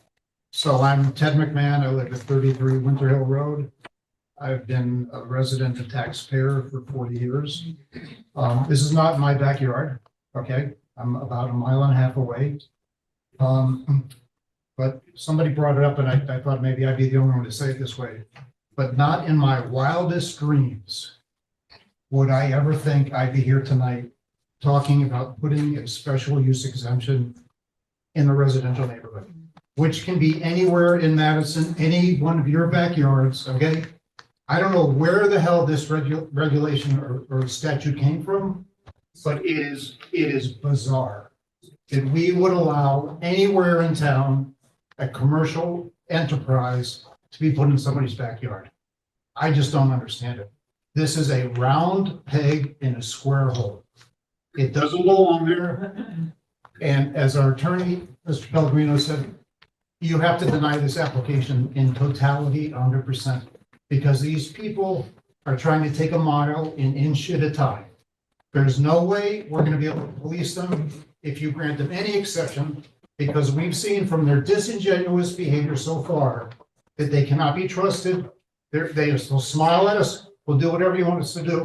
But I don't, like many of you said, I don't know what this application is for. I don't know what an event is. I don't know what a group is. You're going to have corporate retreats. There is no art. You can go on and on and on. I don't know what this thing is. And I've gone on GuideStar. And if you look at what their contributions are, there's no rhyme or reason. To me, this looks like a cookie jar for their relatives to give out money to whatever they want to. So I just don't understand what's going on here. The traffic study, I'll just touch on that. The recommendation was, yeah, the road's a little narrow. So what are we gonna do? We're gonna cut down some trees. By the way, that hedge you mentioned, that arborvitae hedge, that's gone. I don't know what you're thinking about, but that's gone. Because that in the sight line, 400 feet, I drive that road every day. There is not 400 feet of sight line in either direction. And I'm gonna tell you, I'm surprised the average speed is 39 miles an hour. There is no way you're gonna be able to get buses and cars to be moving in and out of that driveway as proposed. And the bridge, the guardrail, So what are we gonna do? What did they recommend? We're gonna put guardrails on the inside of that bridge. So now instead of a 21-foot bridge, it's gonna be 20. So once again, it doesn't belong there. Round peg in a square hole. I'm done. Please do your jobs here. And despite what the attorney, Mr. McKeon, said, you do not have to approve this. He said that the last meeting. He told you, you don't have to approve this. I'm sorry, you have to approve it. Very sorry. You have to approve it. No, you don't. That's why we're all here, to hear the good and the bad about this.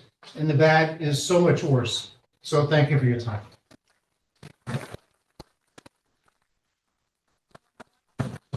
Ed Rizzo, 28 Kachina Way.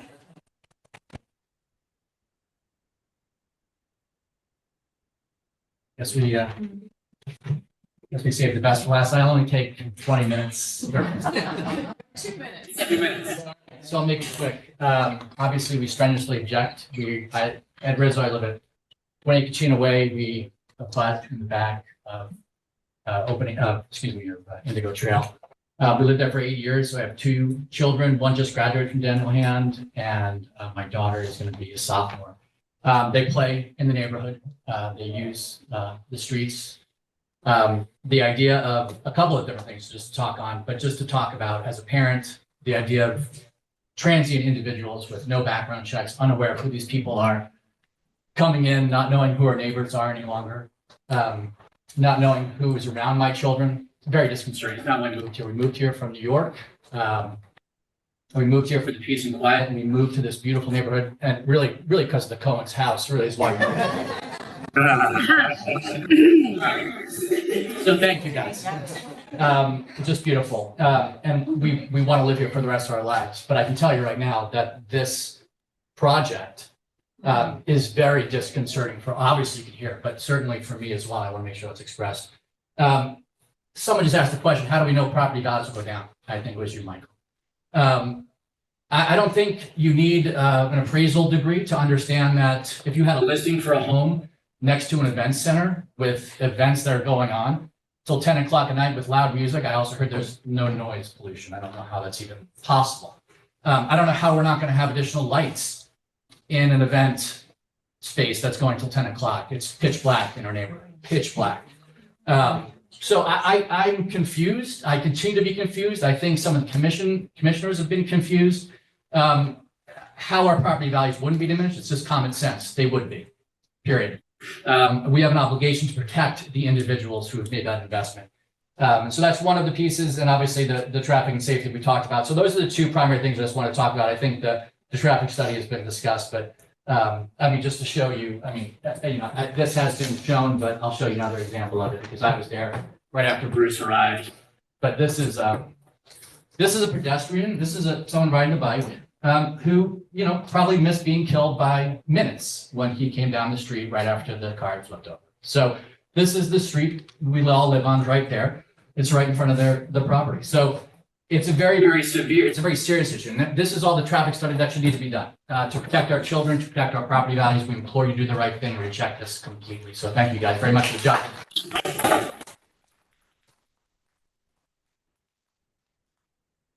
I think we'll stop here,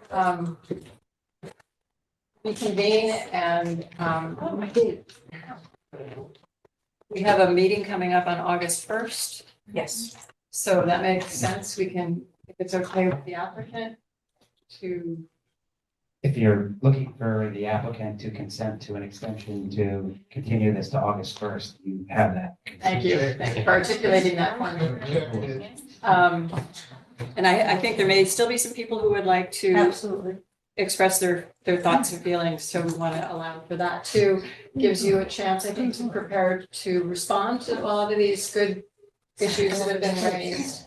There's also a chance to look at the studies and the additional material that we got in the last 48 hours or 24 hours. So thank you for all of this. So quick question. Yeah, a process question. Yeah. So at the conclusion, so if we finish on August the 1st, then what are the next steps? I mean, you make your decision within, is it 65 days? That's correct. I'm sorry. The commission has 65 days to render a decision following the close of the hearing. Okay, so if whenever the hearing closes, be it August 1st or 2 weeks after? Yeah. Is that what we're saying? Yeah. And then how is the public notified? It will be done at a public meeting. The Planning and Zoning Commission takes action at a public meeting. So we And close the notice of public their hearing, we decision is deliberate, published. We decide, and it's all in the public, and, And if we So we have to go here- online. you can zoom in anytime. If you're not here to what, you can call the office. Is that what you're referring to? Yeah. Yes, the land use office will always have an immediate record of the agency's decision from the meeting the night before. However, the commission does file a decision in the, So I think, August 1st comes, you have your meeting, you're gonna get additional information, and then you believe you'll make a ruling after that within 65 days. the state statutes require the commission to take action within 65 days of the close of a public hearing. You're making the assumption that it closes on the first. It That's may, all- it that's may, all- it that's all I There's was no, yeah, it may not. there, That's what I was this asking. is not, That would be our goal. yeah. My question So- is, does it start at 6 on August 1st to 10? Or are we going from 7 to 10? What's the time frame on that day? We haven't decided yet. You haven't allocated, right? And are you going to hear the other 300 people that want to talk? That's the I question. hope they're not 300, but, Well, there may be. This, I have a sign-up sheet for folks who did not have an opportunity to be heard this evening. That will be entered into the record, you know, that would likely be the initial steps for public hearing rather than, you know, having an entirely new sign-up sheet with folks who have spoken already, to give folks who are in attendance as well as our online attendees. Let me add something, there may be confusion. This board does not meet privately. Yeah. There's going to be no private discussion. Everything happens in public meetings. We don't talk about this unless we're in front of you. Mhm. I Yeah, go we home and can't, think, yeah, we don't. that's it. That's policy. we do our homework, but that's it. This time, we haven't continued the hearing. I know, You're in the middle of the hearing. We're still in the Answering hearing, these and questions. we need to actually make a motion to continue the public hearing to August 1st, 2024. They've got a motion and a second. I'll second it. Any further discussion among the commissioners? All in favor? All right, so we're going to continue August 1st. Bring your questions back. And we're gonna have are we gonna have a 4-hour meeting like this time, or are we gonna have other people that are gonna be putting their applications in We're also? trying to The accommodate. agenda has not yet been set. Yeah, we're trying to accommodate you. Yeah, because we actually use. What's your question?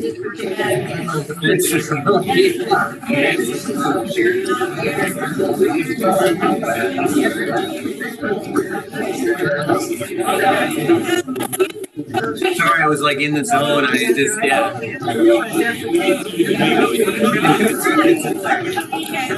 See.